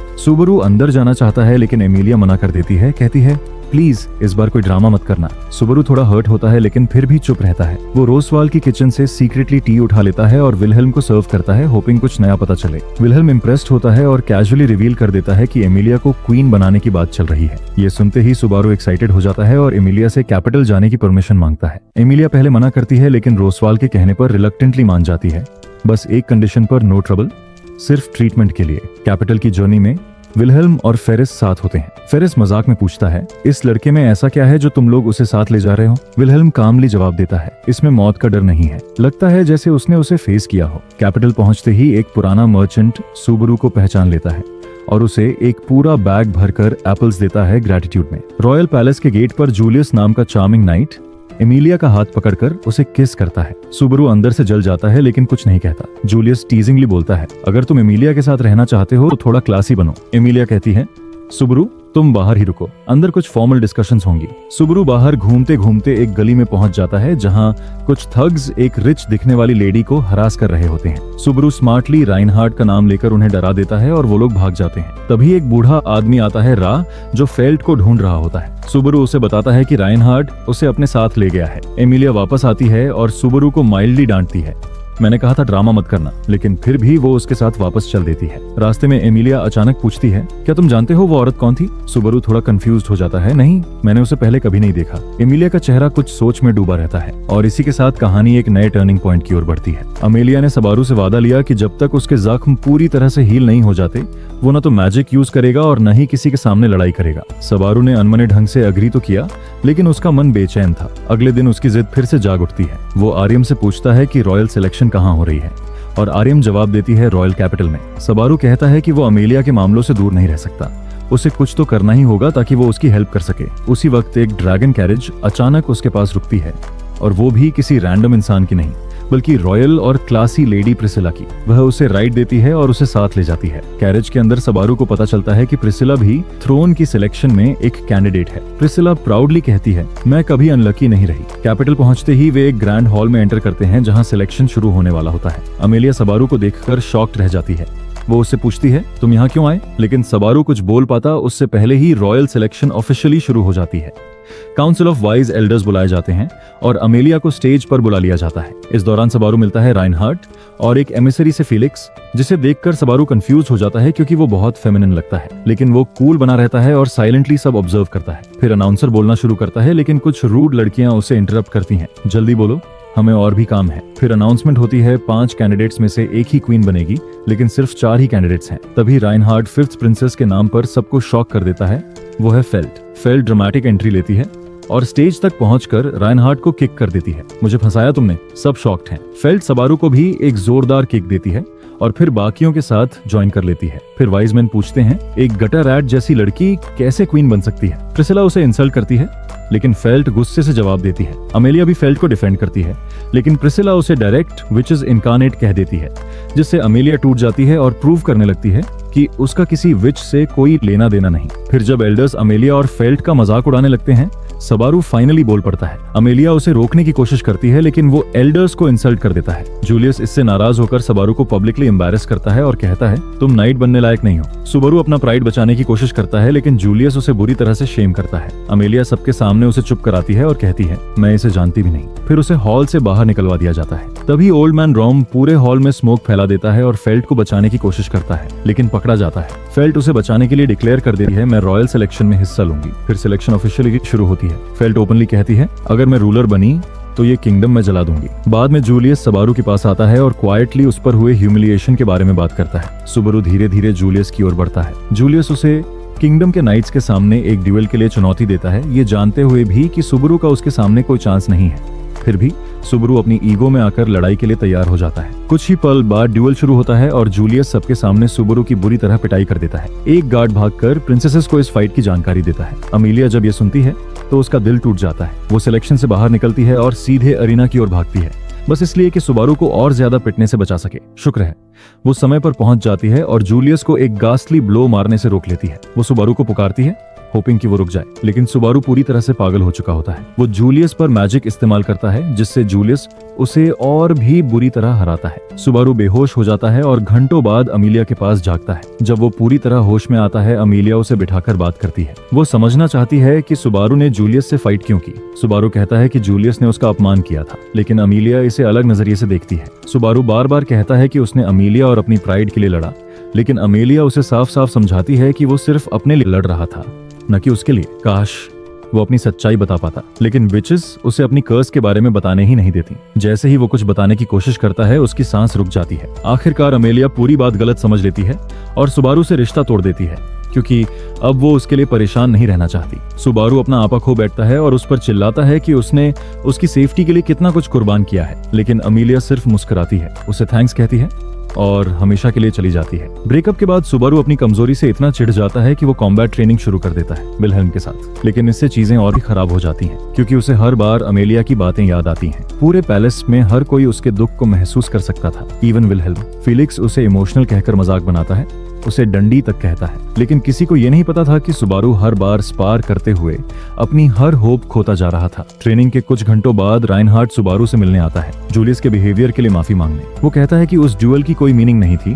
लेकिन सुबारू को ये इंसल्ट लगता है। वो राइनहार्ड को थैंक्स कहता है कि उसने मिलने की जहमत उठाई, लेकिन साथ ही उसे साफ कर देता है कि वो ड्यूअल उसके लिए बहुत मायने रखता था और वो उस ह्यूमिलिएशन को कभी नहीं भूलेगा। सुबारू फिर से ट्रेनिंग पर लौटता है, इतना हार्ड ट्रेन करता है कि लॉन पर ही बेहोश हो जाता है। शाम को उसकी आंख खुलती है आर्यम की गोद में। आर्यम उसे दिलासा देती है और कहती है कि वो अब भी यूएस की रिस्पेक्ट करती है। अगले दिन सुबारू टाउन जाता है सिलेक्शन रिजल्ट्स देखने और वहीं उसे एक मर्चेंट मिलता है जो एमिलिया की आइडेंटिटी को लेकर बहस करता है। लोग एमिलिया से डरते हैं क्योंकि वो आधी एल्फ है और उसी रेस से बिलोंग करती है जिससे एक लेजेंडरी विच आई थी। ये सुनकर सुबारू को गिल्ट होता है कि उसने ये सब पहले क्यों नहीं समझा।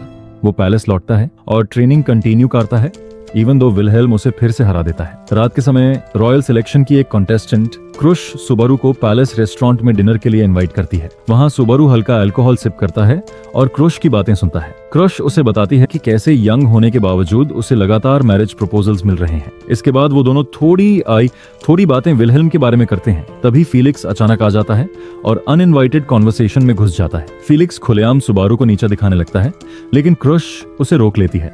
फिर फिलिक्स करीब आकर सुबारू से कहता है कि वो जल्दी अमीलिया से माफी मांग ले, वरना उसे हमेशा के लिए खो देगा। सुबारू डीपली सोचता है कि वो अमीलिया को कैसे मनाए। फिर उसे एक आइडिया आता है और अगली सुबह उसे एग्जीक्यूट करने का फैसला करता है। वह फिर से अपने लेग्स और बॉडी को ट्रेन करता है और अब उसे चीजें थोड़ी आसान लगने लगती हैं। ट्रेनिंग के बाद आर्यम उसे अर्जेंट मीटिंग के लिए बुलाती है। जब वो रूम में सबके साथ पहुंचता है तो किंगडम में हो रही नई गड़बड़ियों पर चर्चा होती है। क्रुश को शक होता है कि ये अपराइजिंग मार्किस की अमीलिया के लिए इंटेंशंस की वजह से हो रही है। सुबारू गुस्से में अपने फिस्ट्स को टाइट करता है और कहता है कि अब उसे कुछ करना होगा। वो क्रुश और आर्यम से कहता है कि चलो उन लोगों को ढूंढते हैं जो किंगडम को परेशान कर रहे हैं, लेकिन उसे झटका तब लगता है जब क्रुश उसे बताती है कि वो सिर्फ इसलिए उसकी रक्षा कर रही थी क्योंकि अमीलिया के साथ एक कॉन्ट्रैक्ट किया गया था और अगर सुबारू अपनी मर्जी से जाएगा तो वो कॉन्ट्रैक्ट नलिफाई कर देगी और अमीलिया पर वॉर डिक्लेयर करेगी। सुबारू गुस्से में कहता है कि चाहे क्रुश माने या ना माने, वो अमीलिया को बचाने जाएगा। फिलिक्स फिर उसे हार्श ट्रूथ याद दिलाता है कि वो कितना वीक है और उसकी इंटरफेरेंस से शायद कुछ बदलेगा नहीं,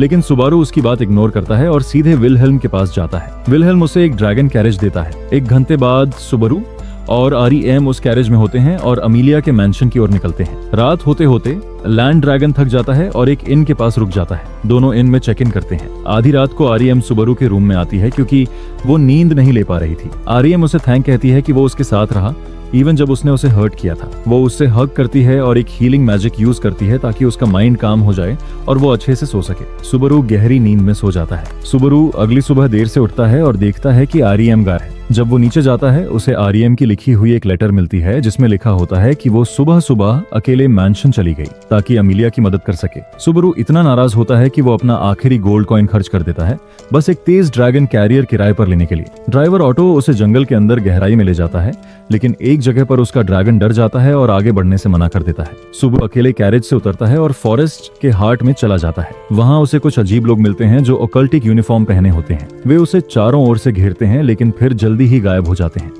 सुबारू उन्हें इग्नोर करता है और सीधा अमीलिया के टाउन की तरफ भागता है। जब वो सुबह टाउन पहुंचता है तो उसके होश उड़ जाते हैं। चारों तरफ मौत और डिस्ट्रक्शन की बू फैली होती है। सुबारू को एक भयानक डेजा व्यू होता है। वो अमीलिया के मैंशन की तरफ बढ़ता है और देखता है आर्यम डेड लॉन पर पड़ी है, लेकिन सुबारू रुकता नहीं। वो मैंशन के स्टोरेज यूनिट में जाता है और वहाँ बॉडीज की पाइल देखता है। वो उल्टी कर देता है और फायर अंदर चला जाता है।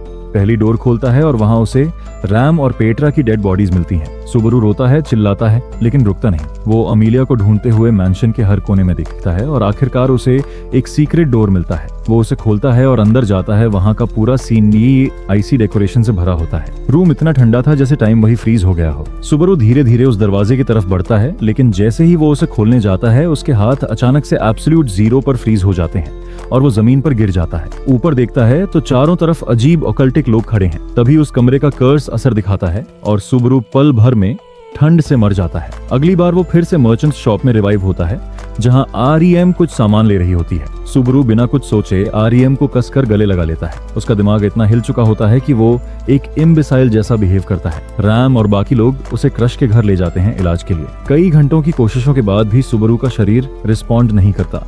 वो एक वेजिटेबल जैसा बना रहता है, बस सबको घूरता रहता है। क्रश और उसकी टीम को उसके शरीर में कोई एबनॉर्मल माना फ्लो नहीं दिखता, तो वो उसे छोड़ देते हैं। आरईएम क्रश और उनकी टीम को थैंक्स बोलती है और सुबारू को लेकर बाहर निकल जाती है। आरईएम एक कैरेज रेंट करती है और सुबारू को वापस मैंशन ले जाने निकलती है। रात को पहाड़ों में वो एक छोटा सा कैंप सेटअप करती है और सुबारू को सुला देती है। अकेले में बैठकर वो कुछ बातों को याद करती है और खुश होती है कि आखिरकार सुबारू सिर्फ उसका है। लेकिन अगली सुबह जब वो जर्नी जारी रखती है, उनकी कैरेज पर वही ऑकल्टिक लोग हमला कर देते हैं। आरईएम अपनी डिमोनिक पावर्स एक्टिवेट कर देती है और सुबारू को बचाने के लिए जान लगा देती है। हर एक अटैक को वो ब्लॉक करती है, लेकिन आखिरकार एक जोरदार एक्सप्लोजन में वो बेहोश हो जाती है और सुबारू भी। सुबारू को होश एक अंधेरी केव में आता है, जहां सामने होता है उस ऑकल्ट ग्रुप का लीडर कोनी, एक पागल इंसान। वो अपने फॉलोअर्स को बुलाता है और सुबारू पर सारे इल्जाम डाल देता है, अपने साथियों की मौत तक का।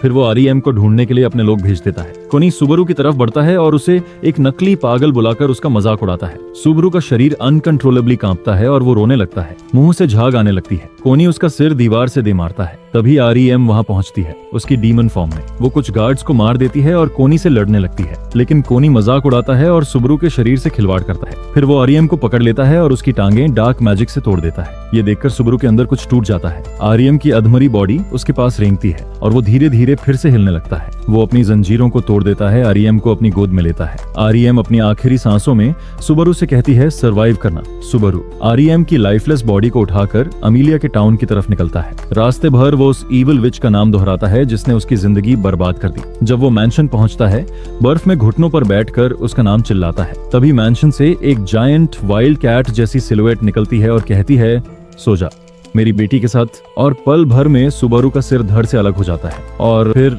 वो फिर से मर्चेंट शॉप में रिवाइव होता है। कुछ ही देर में आरईएम फिर आती है उसे चेक करने। सब कुछ नॉर्मल दिखाते हुए सुबारू आरईएम का हाथ पकड़कर उसके साथ चलने लगता है, लेकिन उसके चेहरे पर गुस्से और बदले की आग साफ झलकती है। आरईएम समझ नहीं पाती कि उसके साथ क्या चल रहा है, लेकिन वो ज्यादा सवाल नहीं करती। सुबारू उसे क्रश के मैंशन ले जाता है ताकि विच ऑकल्टिक ग्रुप को हराने के लिए मदद मांगी जा सके। मैंशन के गेट पर उन्हें विलहेल्म, जो क्रश का बटलर है, एक जाने माने मर्चेंट रसल फेलो से बात करते हुए मिलते हैं। सुबारू विलहेल्म से रसल के बारे में पूछता है और विलहेल्म उसे सब कुछ समझाता है। फिर विलहेल्म आरईएम और क्रश की मीटिंग अरेंज करता है। मीटिंग में सुबारू क्रश से दुश्मनों को हराने के लिए मिलिट्री हेल्प मांगता है, लेकिन क्रश उसे ये बात समझाती है कि अगर वो अमीलिया की डोमेन की मदद करती है तो अमीलिया ऑटोमेटिकली रॉयल सिलेक्शन से डिस्क्वालीफाई हो जाएगी। सुबारू काफी देर तक सोचता है, लेकिन आखिरकार वो अमीलिया और उसके लोगों की जान बचाने को ज्यादा इंपॉर्टेंट मानता है। लेकिन जब क्रश उसकी बातों को इग्नोर कर देती है और बस अपने फायदे की बातें करती है, तो सुबारू दिल से डिसअपॉइंटेड हो जाता है। वो अपने घुटनों पर गिरकर क्रश से मदद की भीख मांगता है, लेकिन फिर भी क्रश कोल्ड रहती है और उसे बाहर निकाल देती है। क्रश बस जाते जाते कहती है कि उसे सुबारू की बातों पर भरोसा है, लेकिन अमीलिया की मदद करना उसके किसी काम का नहीं है। सुबारू फिर नियरबी इन में जाकर रेम के साथ स्ट्रेटजी डिस्कस करता है और रेनहार्ट व दूसरे नोबल्स के बारे में सोचता है, लेकिन सभी सेंसिबल लोग ऑलरेडी बिजी होते हैं, इसलिए वो अगले दिन दूसरे रॉयल कैंडिडेट से मदद मांगने की सोचता है। सुबह सुबारू प्रिसिला के घर जाता है, लेकिन प्रिसिला एरोगेंट होकर उसे ह्यूमिलिएटिंग कंडीशन देती है। उसे जमीन पर गिरकर उसके पैर चाटने होंगे। सुबारू कुछ देर सोचता है, लेकिन फिर वो झुकने ही वाला होता है कि प्रिसिला उसे रोक देती है और इंसल्ट करते हुए घर से बाहर फेंक देती है।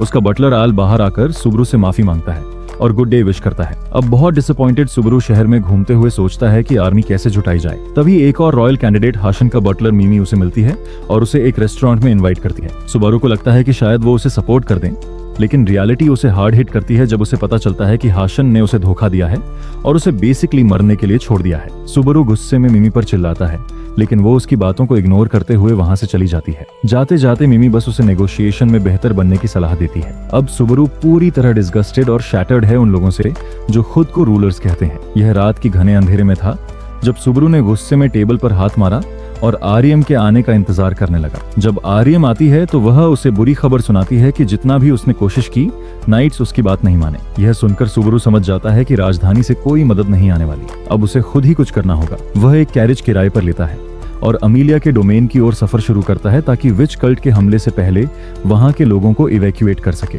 रास्ते में उनकी मुलाकात ऑटो, और उसके साथियों से होती है और वे रात में कैंप लगाते हैं। कैंप फायर के पास ऑटो शिकायत करता है कि उसके पास बहुत सारा ऑयल है जो वो टाउन में बेचना चाहता था, लेकिन अब उसे डर है कि वो सारा खराब हो जाएगा। सुबरू उसे ऑफर करता है कि वह उसका सारा ऑयल खरीद लेगा, बस एक शर्त पर कि ऑटो और उसके लोग उसी कैरेज में अमीलिया के डोमेन तक साथ चलें। सफर शुरू होता है, लेकिन रास्ते में कुछ अजीब होता है। जब वे पूरे किंगडम के सबसे ऊंचे पेड़ के पास पहुंचते हैं, सुबरू अपना सेलफोन निकालकर मैप चेक करता है। तभी एक विशालकाय व्हाइटलैंड व्हेल उन पर हमला करता है और सुबरू को हवा में उछाल देता है। शुक्र है कि आरईएम वहां मौजूद होती है और विंड ब्रेक स्पेल से उसे बचा लेती है। ऑटो अपने घोड़ों की गाड़ी को पागलों की तरह भगाता है। सुबरू आरईएम से पूछता है कि क्या वो व्हेल देख सकती है, लेकिन आरएम कहती है कि अंधेरा बहुत है। आखिरकार जब सभी उम्मीदें टूटने लगती हैं, आरएम खुद को कुर्बान करने का फैसला लेती है। सुबारू उसे रोकने की बहुत कोशिश करता है, लेकिन आरएम ने पहले ही तय कर लिया था। वह उसे नींद की हालत में डाल देती है और कैरेज से कूदकर खुद को व्हेल की ओर मोड़ देती है। जब सुबारू उठता है,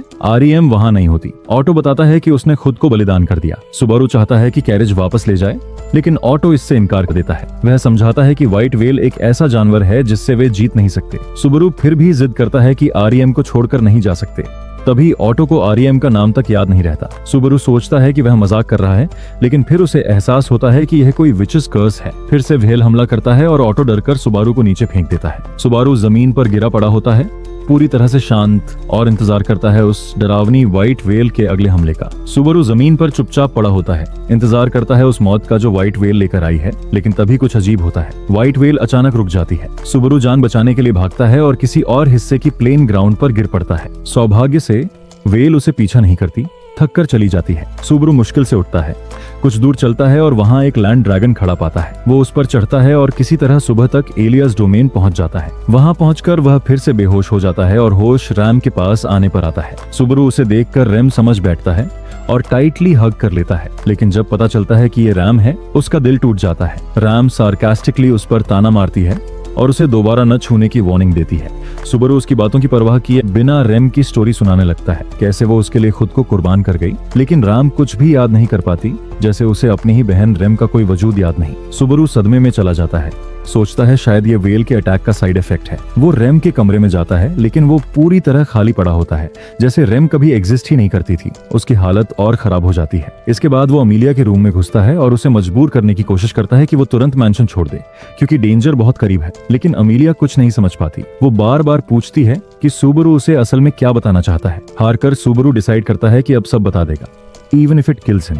लेकिन जैसे ही वो रिटर्न बाय डेथ के बारे में बोलने लगता है, उसकी बॉडी से उठती हुई मियाज़मा अमेलिया के दिल को जकड़ लेती है और वो वहीं बेहोश होकर खून में डूब जाती है। पूरा दिन सुबारू उस जगह से हिलता नहीं है। शाम को बिएट्रिस आती है और अमेलिया के क्रिस्टल से पग को रिलीज करती है। फिर वो सुबारू से उसका विश पूछती है। सुबारू बस इतना कहता है, वो किल मी, लेकिन बेटी उसकी जान नहीं लेती, बल्कि एक पोर्टल खोलती है और उसे उसमें धकेल देती है। पोर्टल के उस पार सुबारू एक फॉरेस्ट में आ गिरता है, जहां विच कल्ट पहले से उसका इंतजार कर रहे होते हैं। बेटलजूस अपनी पागल हंसी के साथ उसकी बदनसीबी का मजाक उड़ाता है और अनसीन हैंड से अमीलिया को छीनने की कोशिश करता है, लेकिन सुबारू पूरी ताकत से उसे बचाने की कोशिश करता है। इसी बीच पुक प्रकट होता है और पूरी दुनिया को चुप करा देता है। सुबारू उसे पूरा नाम लेकर बुलाने की कोशिश करता है, लेकिन पुक उसे टोक देता है। Focus boy. बेटलग्यूज की अनसीन हैंड्स पक को जकड़ लेती हैं, लेकिन पक एक विशालकाय बीस्ट बनकर उसे पीछे धकेल देता है। फिर वो बेटलग्यूज की बकवास से परेशान होकर उसे पूरी तरह जमाकर मार देता है। सब कुछ खत्म होने के बाद पक सुबारू से कहता है, अब तुम्हें मरना होगा,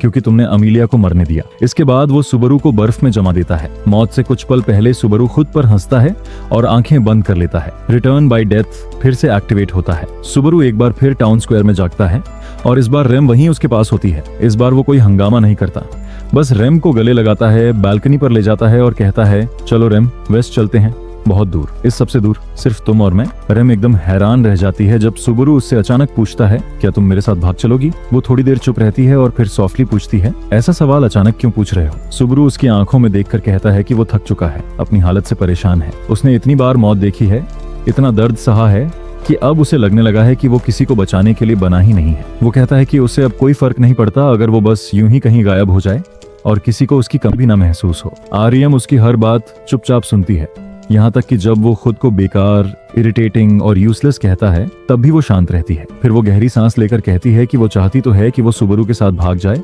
और अपनी पूरी जिंदगी उसी के साथ बिताए, लेकिन ऐसा करने से सुबारू वो इंसान नहीं रहेगा जिससे उसे प्यार हुआ है, वो इंसान जो हार नहीं मानता, जो लड़ता है। इसलिए वो उसे भागने नहीं देगी। सुबारू के पास अब कोई रास्ता नहीं बचता, उसे उसी मिसफॉर्चून का सामना करना है जिससे वो हमेशा डरता रहा है। आरईएम फिर अपने दिल की बात कहती है, वो उससे प्यार करती है। सुबारू की आंखों से आंसू गिरते हैं और वो सॉफ्टली जवाब देता है कि वो अमेलिया से प्यार करता है। आरईएम का दिल टूट जाता है, लेकिन वो खुद को बहुत मैच्योरिटी से संभाल लेती है। सुबारू उससे रिक्वेस्ट करता है कि क्या वो उसकी राइट हैंड बनकर उसके साथ खड़ी रहेगी। आर्यम मुस्कुराकर कहती है कि चाहे वो कितनी भी गहराई में गिर जाए, वो हमेशा उसे उस अंधेरे से बाहर निकालने के लिए वहीं रहेगी, क्योंकि सुबारू उसका हीरो है। आर्यम याद दिलाती है कि जब वो खुद अपने अंदर के मॉन्स्टर से हार रही थी, तब सुबारू ही वो इंसान था जिसने आकर उसे बचाया था। सुबारू की आंखें खुलती हैं और उसे पहली बार यकीन होता है कि शायद वो वाकई किसी के लिए हीरो बन सकता है। आर्यम मुस्कुराकर सॉफ्टली कहती है, चलो फिर से शुरू करते हैं, फ्रॉम जीरो। सुबारू पहली बार खुलकर हंसता है। वो आर्यम को गले लगाता है और वादा करता है कि वो फिर वही इंसान बनेगा जिससे आर्यम को प्यार हुआ था। आर्यम की आंखों से आंसू बहते हैं, लेकिन इस बार वो आंसू दुहक के नहीं, खुशी के होते हैं। इसके बाद सुबारू अपने सारे काम निपटाकर क्रश से मिलने जाता है। उसका मकसद होता है अमेलिया और क्रश के बीच एक बराबरी का अलायंस कराना। वो क्रश को व्हाइट वेल की एग्जैक्ट लोकेशन बताने की बात करता है, बदले में वो उसके साथ समझौता करे। क्रश कॉशियस रहती है और सबूत मांगती है। सुबारू अपना सेलफोन दिखाता है और बताता है कि ये एक मैजिक डिवाइस है जो वेल के आने का एग्जैक्ट टाइम बता सकता है। विलहेम थोड़ी देर इमोशनल हो जाता है, लेकिन खुद को संभाल लेता है। फिर हौसीन और उसका बटलर भी आते हैं और सुबारू की बात कंफर्म करते हैं। वो भी क्रश को कुछ डील्स ऑफर करते हैं अगर वो सुबारू की बात माने। सबकी बात खत्म होने के बाद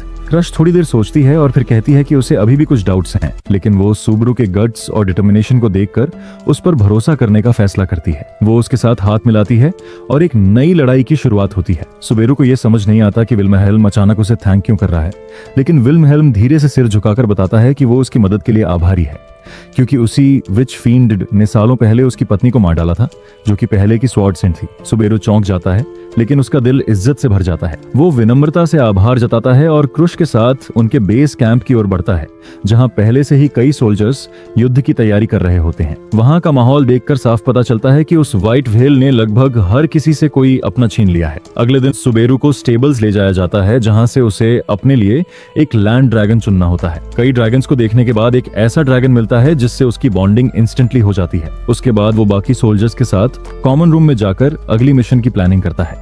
वहीं उसकी मुलाकात होती है आयरन फैंग से, एक बीस्टमैन जो ताकत और एक्सपीरियंस दोनों में कमाल है। सब मिलकर फाइट फेल को हराने की स्ट्रैटेजी पर चर्चा करते हैं। थोड़ी देर बाद क्रश सुबारू से पूछती है कि वो इस लड़ाई में क्या कंट्रीब्यूट कर सकता है। सुबारू साफ कहता है कि वो लड़ नहीं सकता, लेकिन उसके पास विच फील्ड के लिए एक अजीब सा आकर्षण है, यानी व्हाइट व्हेल उसकी ओर ऑटोमेटिकली अट्रैक्ट होती है। तो वो खुद को बेट बनाकर उस मॉन्स्टर को ओपन फील्ड में ल्योर करेगा ताकि बाकी लोग उसे खत्म कर सकें। इस प्लान पर सब सहमत हो जाते हैं। उस शाम विल्हेल्म के पुराने साथी आते हैं और सुबारू को धन्यवाद देते हैं। जब सभी वॉरियर्स इकट्ठा हो जाते हैं तो क्रश स्टेज पर जाकर एक जोरदार मोटिवेशनल स्पीच देती है, जिससे सबके अंदर वॉरियर स्पिरिट जाग जाती है। अगली रात सुबारू, मिमी और रिकार्डो के साथ फ्लूगेल ट्री के नीचे कैंप लगाते हैं। ठीक मिडनाइट से पहले आरईएम और सुबारू की आखिरी बातचीत होती है। आरईएम सॉफ्टली कहती है कि उसे पता है सुबारू ने मोबाइल के बारे में झूठ बोला था, लेकिन उसे फर्क नहीं पड़ता, क्योंकि उसके लिए सुबारू वही इंसान है जिससे वो प्यार करती है। सुबारू इमोशनली थैंक्स कहता है और दोनों थोड़ी देर साथ में चलते हैं। रास्ते में विल्हेल्म से मिलते हैं,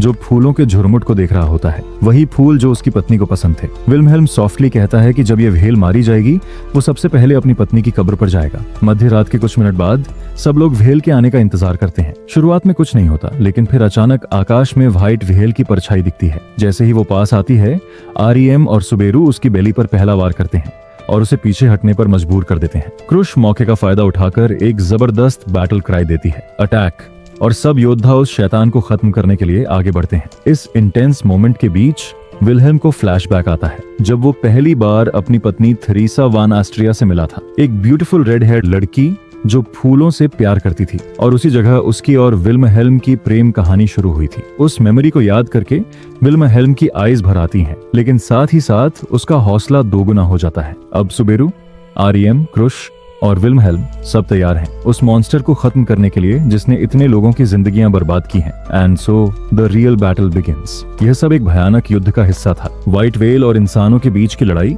जहां हर पल मौत का साया मंडरा रहा था। शुरू में जब सैनिकों ने व्हेल पर हमला किया तो वो चिल्लाई और पूरा शरीर हिलाया, जैसे कह रही हो कि रुको और मत बढ़ो। लेकिन सुबरू और रैम उस मौके का फायदा उठाकर उसका ध्यान भटका देते हैं। क्रश भी मोर्चा संभालती है और अपनी सेना को हुक्म देती है कि व्हेल पर सीधा हमला करो। दूसरी ओर विलहेल्म अपना सीरियस मोड ऑन करता है, आंखों में सिर्फ एक लक्ष्य, व्हेल को खत्म करना। व्हेल जैसे ही उस पर चार्ज करती है, विलहेल्म हवा में उछलता है और जोरदार स्लैश मारता है। इसके बाद बाकी वॉरियर्स भी जुड़ते हैं, जिनमें क्रश शामिल है। सब मिलकर अपनी स्ट्रॉन्गेस्ट स्पेल्स का इस्तेमाल करते हैं, बट व्हाइट व्हेल इतनी आसानी से हार मानने वाली नहीं थी। वो फिर से ऊपर उठती है, अपनी सेकंड फॉर्म एक्टिवेट करती है और छोड़ती है अपना इनफेमस एलिमिनेशन फॉग, ऐसा धुंध जो किसी को छू ले तो उसकी एग्जिस्टेंस और मेमोरी दोनों मिट जाती है। विलहेल्म को अपनी जवानी की मेमोरीज याद आती हैं, जब वो अपनी वाइफ के साथ था, और वो अंदर से और भी मजबूत हो जाता है। लेकिन जब कई सैनिकों की यादें और उनका वजूद ही गायब होने लगता है, तब सुबरू समझता है इस फॉग का असली हॉरर। क्रश अपनी सेना को अलग अलग टुकड़ों में डिवाइड कर देती है ताकि व्हेल सबको एक साथ एलिमिनेट ना कर सके। पर तभी चारों तरफ से चीखें गूंजती हैं, मर चुकी आत्माओं की, एंड कई फाइटर्स बेहोश होने लगते हैं। कुछ लोग इम्यून रहते हैं और वही बाकी लोगों की देखभाल करते हैं। सुबारू फिर एक निडर फैसला लेता है। वो खुद को कुर्बान करने का प्लान बनाता है ताकि क्रश बाकी घायल सोल्जर्स को बचा सके। वो लैंड ड्रैगन पर चढ़ता है, रेम को साथ लेता है और बैटलफील्ड से दूर भागने लगता है ताकि व्हेल को डिस्ट्रैक्ट किया जा सके। पर व्हाइट व्हेल उनका पीछा नहीं छोड़ती। विलहेल्म फिर से हीरोइक एंट्री करता है, व्हेल की फोरहेड और एक फिन में भारी हमला करता है और उसे रोक देता है। सब लोग व्हेल को बैटलफील्ड से दूर खींच लाते हैं और अगले अटैक का इंतजार करते हैं। व्हेल फिर आसमान से हमला करती है और विलहेल्म ट्रैप हो जाता है। वो डेजर्ट में एक डैंडिलाइन को देखता है और अपनी यादों में चला जाता है। जब वो थेरेसा से पहली बार मिला था, एक ब्यूटीफुल सोर्ड सेंट जिसने कभी खुद योद्धा बनने का सपना नहीं देखा था। उस दिन वो विलहेल्म को बचाती है और अगली सुबह उसे हराकर बताती है कि वो क्यों चुनी गई थी। अब वही विलहेल्म व्हेल द्वारा निगल लिया जाता है। सुबरू की आंखें चौड़ी हो जाती हैं, पर कहानी यही नहीं रुकती। सच तो ये था कि व्हाइट व्हेल ने खुद को 3 हिस्सों में डिवाइड कर लिया था। अब बैटलफील्ड पर सिर्फ एक नहीं, 3 व्हेल्स मंडरा रही थी। क्रश और बाकी फाइटर्स के लिए ये अल्टीमेट डिस्पेयर था। एक ऐसी लड़ाई जो अब सर्वाइवल से कहीं ज्यादा बन चुकी थी। एक सैक्रिफाइस, एक रिवेंज और एक लेजेंड। सुबरू और रेम हिम्मत नहीं हारते। रेम अपनी डीमन फॉर्म एक्टिवेट करती है और व्हेल पर चढ़कर हमला करती है, जबकि सुबरू लगातार भागता रहता है, स्ट्रैटेजी सोचते हुए। तभी क्रश उससे जुड़ती है और पूछती है कि इन तीनों व्हेल के पीछे क्या राज हो सकता है। सुबरू महसूस करता है कि व्हेल उसकी विच मायाज़मा के पीछे है, और जब बाकी वॉरियर्स दुश्मन को रोकने में लगते हैं, सुबारू को सोचने का थोड़ा वक्त मिल जाता है। मीमी उसे बताती है कि रिकार्डो, जो पहले बुरी तरह घायल हो चुका था, अब बिल्कुल ठीक है, मतलब व्हेल कमजोर हो रही है। इसी बीच मीमी और उसका भाई हाव व्हेल के पेट में छेद कर देते हैं और तभी विलहेल्म, जिसे सबने मरा समझ लिया था, व्हेल के अंदर से निकल आता है। क्रश और सुबरू उसके पास जाते हैं और तब उन्हें पता चलता है कि असली व्हेल ऊपर आसमान में थी और 2 नकली व्हेल वॉरियर्स को भटकाने के लिए भेजी गई थी। क्रश सुबारू के साथ फिस्ट बम्प करती है और उसकी प्लानिंग पर भरोसा करती है। जैसे ही नकली व्हेल्स बाकी फौज पर हमला करती हैं, क्रश अपने वॉरियर्स का हौसला बढ़ाती है। अगर सुबारू, जो हमारी आर्मी का सबसे कमजोर आदमी है, हार नहीं मान रहा, तो हम कैसे पीछे हट सकते हैं? पूरा आर्मी उठ खड़ा होता है, तलवारें खींची जाती हैं। सुबरू और रैम असली व्हेल की तरफ बढ़ते हैं। सुबरू खुद को हवा में फेंकता है और व्हेल का ध्यान खींचता है, विच मायाज़मा, और बढ़ा देता है। जब व्हेल उसका पीछा करते हुए नीचे गिरती है, रैम उसे मिड एयर पकड़ती है और एक जबरदस्त मैजिक स्पेल से व्हेल के मुंह में वार करती है। क्रश की आर्मी फ्लूगल ट्री को जादू से गिराती है और वही पेड़ गिरकर व्हेल को खत्म कर देता है। अब बारी विलहेल्म की है। वो अपनी तलवार निकालता है और अपनी बीवी के साथ बिताए पुराने पलों को याद करते हुए चुपचाप गुस्से में व्हेल के टुकड़े टुकड़े कर देता है। फिर वो आसमान की तरफ देखकर अपनी पत्नी का नाम पुकारता है और अपने प्यार का इजहार करता है। उस पल क्रश व्हेल के खिलाफ युद्ध को ऑफिशियली खत्म घोषित कर देती है। सुबरू मैदान में खड़ा राइजिंग सन को देखता है। क्रश उसके पास आती है और उसे तहे दिल से शुक्रिया कहती है। जब वह उसे अपने सलाहकार के रूप में अपने पास रखने की बात कहती है, सुबारू थोड़ा शर्मा जाता है और मना कर देता है, क्योंकि उसका दिल तो पहले से ही अमीलिया और रेम के पास है। फिर भी वह वादा करता है कि वह अपना हिस्सा निभाएगा और उनके अलायंस को बनाए रखेगा। क्रश मुस्कुराकर उसका हाथ पकड़ती है, धन्यवाद कहती है और फिर अपने सैनिकों के इलाज और व्हेल की लाश की देखभाल के लिए रवाना हो जाती है। आरईएम से विदा लेने से पहले विलहेल्म आता है और सुबारू को अपना पूरा लॉयल्टी देता है। सुबारू उसे बधाई देता है कि उसने अपनी जिंदगी की सबसे बड़ी इच्छा पूरी कर ली है और उसे फ्री करता है ताकि वो अपनी बाकी जिंदगी जी सके। क्रश फिर सुबारू को थैंक्स कहती है और फीलिक्स के साथ अपने आधे सोल्जर्स भी उसकी मदद के लिए भेज देती है। सुबारू ये गिफ्ट एक्सेप्ट करता है और वापस रैम के पास लौटता है, जो बहुत परेशान थी। वो रैम को थैंक्स कहता है कि वो तब भी उसके साथ थी जब वो खुद को सबसे ज्यादा टूटा हुआ महसूस कर रहा था, और वादा करता है कि अब वो हमेशा उसके साथ रहेगा। आर्यम की आंखों में आंसू होते हैं।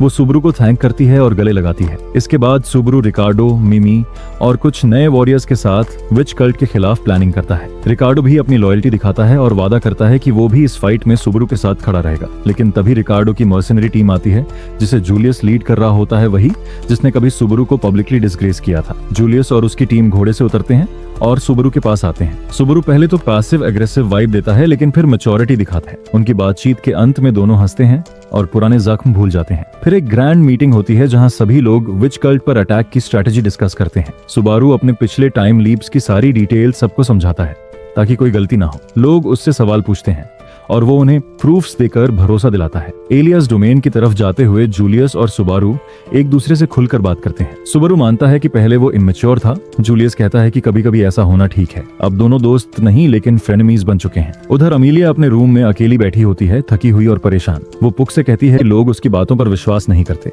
वो बस चाहती है कि कोई उसे सीरियसली ले। दूसरी तरफ सुबारू विच कल्ट की टेरिटरी में घुसता है और उन्हें प्रोवोक करता है बाहर आने के लिए। वो धीरे धीरे केटी के हाइडआउट तक पहुंचता है जहां वो कोनी को उसकी मैडनेस में देखता है। केटी आई उसे देखकर पूछता है क्या वो प्राइड का आर्च बिशप है। जब उसे सुबारू के बारे में प्रोफेसी नहीं मिलती तो वो कंफ्यूज हो जाता है। सुबारू एक्ट करता है जैसे वो इंटरेस्टेड हो, लेकिन केटी उसकी एक्ट को पहचान लेता है और अनसीन हैंड से उस पर हमला कर देता है। तभी मिमी और उसका भाई हारो केटी पर अटैक करके सुबारू को बचाते हैं। विलहेल्म भी अटैक करता है और केटी को एक ही बार में 2 टुकड़ों में काट देता है। सुबारू उसे इसके लिए माफी मांगता है, लेकिन विलहेल्म कहता है कि चिंता मत करो। मिमी और हारो केटी की बॉडी से उसकी गॉस्पेल निकालते हैं और फेंक देते हैं। सुबारू उसे उठाकर पढ़ता है और पूछता है कि इसका मीनिंग क्या है। विलहेल्म बताता है कि ये बुक किसी के विच कल्ट से जुड़ाव का प्रूफ होती है। जब सब जाने लगते हैं, सुबारू उन्हें कहता है कि श्योर हो लो कि केटी पूरी तरह मरा हो और फिर उसे ब्लो अप कर देते हैं। वो लोग हंसी मजाक करते हैं कि जॉब वेल डन, लेकिन तभी अनसीन हैंड्स एक बार फिर सभी पर पीछे से हमला कर देती हैं और 5 सैनिक मारे जाते हैं। अचानक अनसीन हैंड्स सुबारू को पकड़कर गहरे जंगल में खींच ले जाती हैं और कंट्रोलर फाइनली सामने आता है। जब वो उस अजीब इंसान का चेहरा देखता है तो पता चलता है कि वो खुद को केटी का फिंगर कहता है। वो लगातार एक मिसिंग गॉस्पेल के लिए चिल्लाता है और सुबारू पर उसे चुराने का इल्जाम लगाता है। तभी एक अजीब सी ब्राइट स्पिरिट ऑर्ब हवा में तैरते हुए उसके पास आती है। फिंगर अचानक डरने लगता है और कहता है कि वो स्पिरिट उसे मारने आई है। इससे पहले कि वो कुछ और कहे, विलहेल्म वहां पहुंचता है और उसे एक ही बार में खत्म कर देता है। बाकी लोग भी वहां पहुंचते हैं और हैरान रह जाते हैं कि एक और स्लॉथ का आर्च बिशप अभी भी जिंदा कैसे था। बेस लौटते हुए सुबारू खुद को कोसता है, सोल्जर्स की मौत का ब्लेम अपने ऊपर लेता है और ऑलमोस्ट हार मान लेता है। लेकिन विलहेल्म उसे रिमाइंड करता है कि उसे स्ट्रांग बनना ही पड़ेगा उन लोगों के लिए जिनकी सुरक्षा का उसने वादा किया है। सुबारू दोबारा खड़ा होता है और अपनी टीम को इंस्पायर करता है कि वो अमीलिया के पास कैरेज से आगे बढ़ते रहें। रास्ते में फीलिक्स उससे कहती है कि उसे जूलियस के साथ अपनी कड़वाहट खत्म कर लेनी चाहिए क्योंकि अभी भी उसके अंदर रिजेंटमेंट बाकी है। सुबारू जैसे ही जूलियस से बात करने के लिए बढ़ता है, उन पर एक बीविचमेंट स्पेल डाल दिया जाता है। रैम उन्हें अमीलिया का दुश्मन समझ बैठती है। सुबारू खुद को उस स्पेल में फंसा पाता है और मदद के लिए चिल्लाता है। तभी जमीन पर उतरते ही कुछ जहरीली बेलें उसे जकड़ लेती हैं। वो स्ट्रगल करता है लेकिन उसे लगता है कि ये सब इल्यूजन है। इसी दौरान वो स्पिरिट ऑर्ब उसे रियलिटी में वापस खींच लाती है। सुबारू जब होश में आता है तो जूलियस उसके पास होता है। वो देखता है कि और भी कई लोग उस स्पेल में फंसे हुए हैं। जूलियस और स्पिरिट ऑर्ब्स की मदद से सुबारू उन सभी को इल्यूजन से बाहर निकालता है, लेकिन इस प्रोसेस में उसके दिमाग पर बहुत प्रेशर पड़ता है। आखिरकार सब लोग नॉर्मल हो जाते हैं और रैम खुद सामने आती है। विलहेल्म तुरंत उसे पकड़ लेता है लेकिन रैम काम रहती है। रैम सुबारू पर आरोप लगाती है कि वो अमीलिया के खिलाफ बगावत कर रहा है, लेकिन सुबारू साबित करता है कि वो अब भी उसी का लॉयल है। रैम बताती है कि उसने अमीलिया को एक ब्लैंक लेटर भेजा था, लेकिन सुबारू कहता है कि शायद वो मेलिंग कंपनी की गलती थी। आखिरकार रैम उन्हें विलेज में एंट्री दे देती है। वहां पहुंचकर सुबारू विलेजर्स को कन्विंस करने की कोशिश करता है कि वो विलेज छोड़ दें क्योंकि कल्टिस्ट्स कभी भी हमला कर सकते हैं। लेकिन विलेजर्स अमीलिया से डरे हुए होते हैं और उसकी बात पर विश्वास नहीं करते। सुबारू थोड़ा हिचकता है, लेकिन फीलिक्स उसकी पीठ थपथपाती है और उसे बोलने की हिम्मत देती है। सुबारू फिर एक पावरफुल स्पीच देता है और विलेजर्स को अपनी सोच बदलने के लिए मजबूर कर देता है। तभी पेट्रा आती है और बताती है कि अमीलिया पहले ही उन्हें वॉर्न करने आई थी, लेकिन उसकी हाफ एल्फ आइडेंटिटी की वजह से लोगों ने उसकी बात अनसुनी कर दी और उसे वापस भेज दिया गया। फिर भी अमेलिया ने फॉरेस्ट की बैरियर्स को मजबूत किया ताकि कुल्टिस्ट विलेज में न घुस सकें। सुबारू फिर जूलियस से स्पिरिट ऑर्ब्स की मैकेनिज्म पर बात करता है। जूलियस बताता है कि वो उन ऑर्ब्स का यूज इल्यूजनरी स्पेल्स को तोड़ने और खुद को मेंटली स्टेबल रखने के लिए करता है। सुबारू ने जूलियस के साथ अपनी गलतफहमियां पूरी तरह सुलझा ली और कैरेज के पास पहुंचा जहां फीलिक्स पहले से ही बैठी थी। वे दोनों उस कैरेज के मालिक के बारे में चर्चा करते हैं, एक चालाक व्यापारी जो असल में विलेज में छिपा हुआ विच कल्ट का जासूस था। फीलिक्स ने उसे धीरे से नजदीक जाकर बेहोश कर दिया और जैसे ही वो पूरी तरह गिरा, उसकी असली पहचान सामने लाई, लेकिन तब तक बहुत देर हो चुकी थी। जासूस मुस्कुराया और खुद को उड़ा लिया। फिलिक्स और सुबारू थोड़ी देर बाद होश में आए। वे तो ठीक थे, पर विलेज नहीं। विच कल्टिस्ट्स हर जगह फैल चुके थे। उन्होंने गांव के कई लोगों को बेरहमी से मार डाला। विलहेल्म और बाकी योद्धाओं ने उन्हें रोकने की पूरी कोशिश की,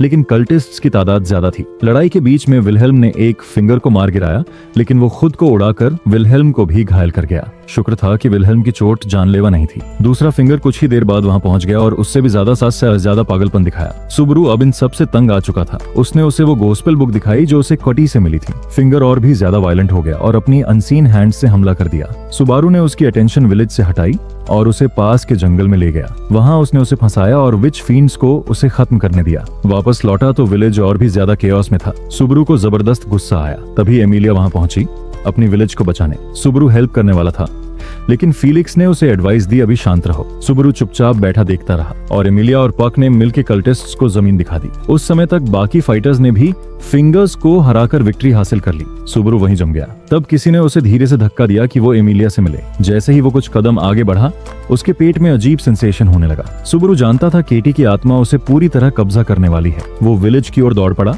खुद को खोने से पहले। फिलिक्स और जूलियस ने उसे रोका, लेकिन तब तक वो पागलों की तरह बर्ताव करने लगा था, जैसे रेबीज वाला जानवर। सुबरू की आत्मा स्ट्रगल कर रही थी, लेकिन केटी की स्पिरिट बहुत पावरफुल थी। आखिरकार सुबरू ने जूलियस से विनती की कि वो उसे मार दे, इससे पहले कि वो पूरी तरह कंट्रोल में आ जाए। जूलियस हिचकिचाया। तब सुबरू ने फिलिक्स की तरफ देखा और कहा, अब तू कर। फिलिक्स आगे बढ़ा और सुबरू की जान ले ली। जूलियस ने अंतिम वार किया और सुबरू फिर से रिवाइव हो गया अपनी पिछली सेव पॉइंट पर। अब वो प्लेन्स पर था, जहां वो और उसके साथी कल्टिस्ट्स को हराने की प्लानिंग कर रहे थे। इस बार सुबरू शांत रहा और हर इंफॉर्मेशन को यूज किया जो उसे फ्यूचर में मिली थी। उसने सबको बताया कि केटी के पास लोगों की बॉडीज में घुसने और उन्हें कंट्रोल करने की पावर है। जूलियस ने भी बताया कि ये मैजिक किस तरह से काम कर सकती है और कल्टिस्ट्स की स्पेयर बॉडीज को डिस्ट्रॉय करना जरूरी होगा, ताकि केटी की सोल को वापस जाने की जगह ही न मिले। मीटिंग के अंत में सुबरू ने सबको वार्निंग दी, अगर मैं कभी पोजेस दिखूं तो मुझे रोकना। दूसरे सीन में एमिलिया सुबह एक नाइटमेयर के बाद उठती है। पास में पक होता है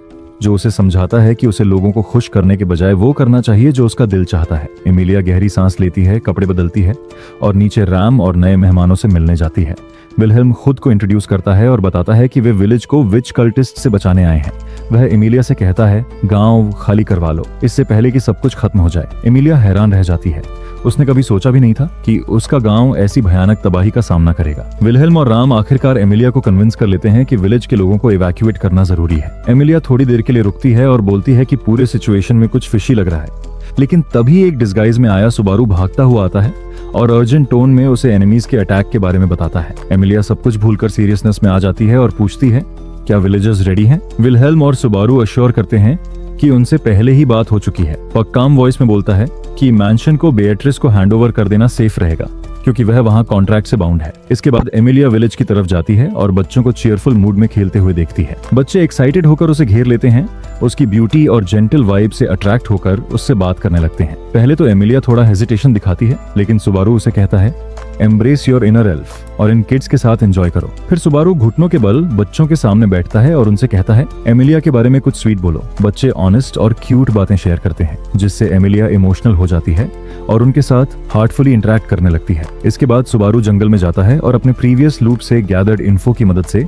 स्पाई की लोकेशन ट्रैक करता है। वह अपने वॉरियर एलाइज के साथ ट्रैप जोन्स पहले ही प्रिपेयर कर चुका होता है, लेकिन इससे पहले विलेज की फुल इवैक्यूएशन कंप्लीट होनी थी। जैसे ही सभी विलेजर्स सेफ हो जाते हैं, सुबारू अपनी टीम को रेडी करता है और कल्टिस्ट की तरफ मूव करता है।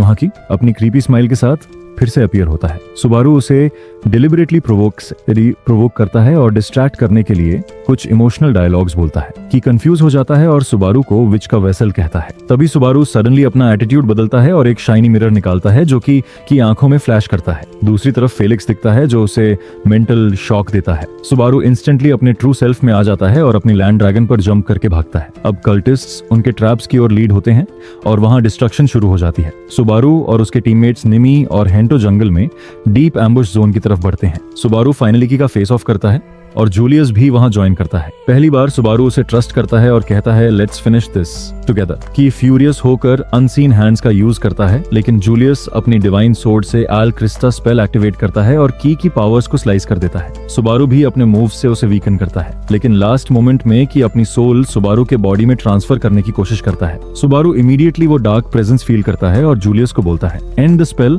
नाउ। स्पेल ब्रेक होते ही विच की शैडो फॉर्म मैनिफेस्ट होती है और कहती है you are not the one I am looking for, और फिर की स्पिरिट को रिजेक्ट कर देती है। फिर जूलियस फाइनल ब्लो देता है और की हॉरिफाइंग जर्नी खत्म हो जाती है। जैसे ही वो जंगल से बाहर निकलते हैं, सुबारू को महसूस होता है कि कुछ अजीब उनकी गाड़ी के पीछे चल रहा है। पेड़ और पक्षियों की चीखें जैसे खामोशी में गूंज रही हों। तभी अचानक कॉनी एक राक्षस की शक्ल में सामने आता है और सुबारू का पीछा करने लगता है, सिर्फ इसलिए ताकि वो विच के बारे में ज्यादा जान सके। वहीं दूसरी ओर पक अमीलिया को मैदान पर हो रही स्थिति की जानकारी देता है। विलहेल्म और बाकी लोग पहले से ही कल्टिस्ट से भिड़ रहे थे। पक अमीलिया को संभल कर रहने की चेतावनी देता है और कहता है कि मदद जल्दी पहुंचेगी। सफर के दौरान बच्चों का डर बाहर आ जाता है और वो अमीलिया को सब कुछ बता देते हैं कि सुबारू ने उनसे कहा था अमीलिया का साथ कभी मत छोड़ना ताकि वो अकेला महसूस करे। अमीलिया की आंखें खुलती हैं और उसे एहसास होता है कि सुबारू सच में उससे कितना केयर करता है। दूसरी तरफ सुबारू अब भी कॉनी से बचने और उसे हराने की कोशिश कर रहा होता है। तभी कॉनी कैरेज के पास आता है और सुबारू पर अनसीन हैंड से हमला करता है, लेकिन सुबारू उसकी चाल को समझ जाता है और जूलियस का स्पिरिट ऑर्ब यूज करके एक मैजिक स्पेल से कॉनी का चेहरा जला देता है। फिर वो की गॉस्पेल बुक उसके ऊपर फेंकता है और उसका चेहरा पंच कर देता है। कॉनी थोड़ी देर लड़ता है, लेकिन आखिरकार उसकी जान चली जाती है। सुबारू विलहेल्म और दूसरों को कल्टिस्ट से लड़ते हुए देखता है और उन्हें पास करते हुए अमीलिया के कैरेज तक पहुंच जाता है। रास्ते में वो अपने हाथ को मजबूत से बंद करता है और खुद से वादा करता है कि वो अमीलिया को खुद बचाएगा। अमीलिया उस समय यही सोच रही होती है कि सुबारू उसके विलेज और उसके लिए इतना सब कुछ क्यों कर रहा है। तभी उसकी गाड़ी रुकती है और सुबारू सामने आता है। बिना कुछ कहे वो फायर स्टोन्स को कैरेज से हटाता है। अमीलिया उसे रोकती है और पूछती है कि वो ऐसा सब कुछ उसके लिए क्यों कर रहा है। सुबारू बस मुस्कुराता है और कहता है क्योंकि मैं तुम्हें बहुत प्यार करता हूँ। सुबारू फायर स्टोन्स को फ्लूगल ट्री के पास एक बड़ी चट्टान पर रखता है और वहाँ ब्लास्ट कर देता है, लेकिन दुर्भाग्य से वो एक्सप्लोजन से खुद को बचा नहीं पाता। अमीलिया गाड़ी से उतरकर दौड़ती है और सुबारू को जमीन पर गिरा हुआ पाती है। वो सुबारू का सिर अपनी गोद में रखती है। 1 घंटे बाद सुबारू की आंखें खुलती हैं और वो खुद को अमीलिया की गोद में पाता है। उसे लगता है कि वो स्वर्ग में है, लेकिन अमीलिया बताती है कि वो अभी भी जिंदा है और सब ठीक है। सुबारू हालातों के बारे में पूछता है और अमीलिया उसे बताती है कि युद्ध खत्म हो चुका है। वो ये देखकर शॉक्ड थी कि सुबारू और जूलियस एक टीम बनाकर लड़े। सुबारू कहता है कि अब वो मैच्योर हो गया है तो चिंता की कोई बात नहीं। अमीलिया उसे धन्यवाद देती है कि वो हमेशा उसकी मदद के लिए आता है और आखिर में फिर पूछती है कि वो उसके लिए इतना सब कुछ क्यों करता है। सुबारू जवाब देता है क्योंकि मैं तुमसे प्यार करता हूँ। अमीलिया अपनी सारी कमियों को गिनाने लगती है, लेकिन सुबारू उसे रोककर कहता है कि उसे इन सब से कोई फर्क नहीं पड़ता, मैं तुमसे वैसे ही प्यार करता हूँ। अमीलिया की आंखों से आंसू बहने लगते हैं और वो सुबारू का हाथ थामकर कहती है कि अब वो भी उसे पूरे दिल से प्यार करती है। सुबारू वादा करता है कि वो हमेशा उसके साथ रहेगा, हर दिन हर पल, जब तक जिंदगी है। Thanks for watching. अगर आपको ये इमोशनल जर्नी पसंद आई हो तो वीडियो को जरूर लाइक करें, चैनल को सब्सक्राइब करें और कमेंट में बताएं क्या आप भी किसी के लिए इतना कर सकते हैं। मिलते हैं अगले एपिसोड में, तब तक के लिए स्टे एपिक।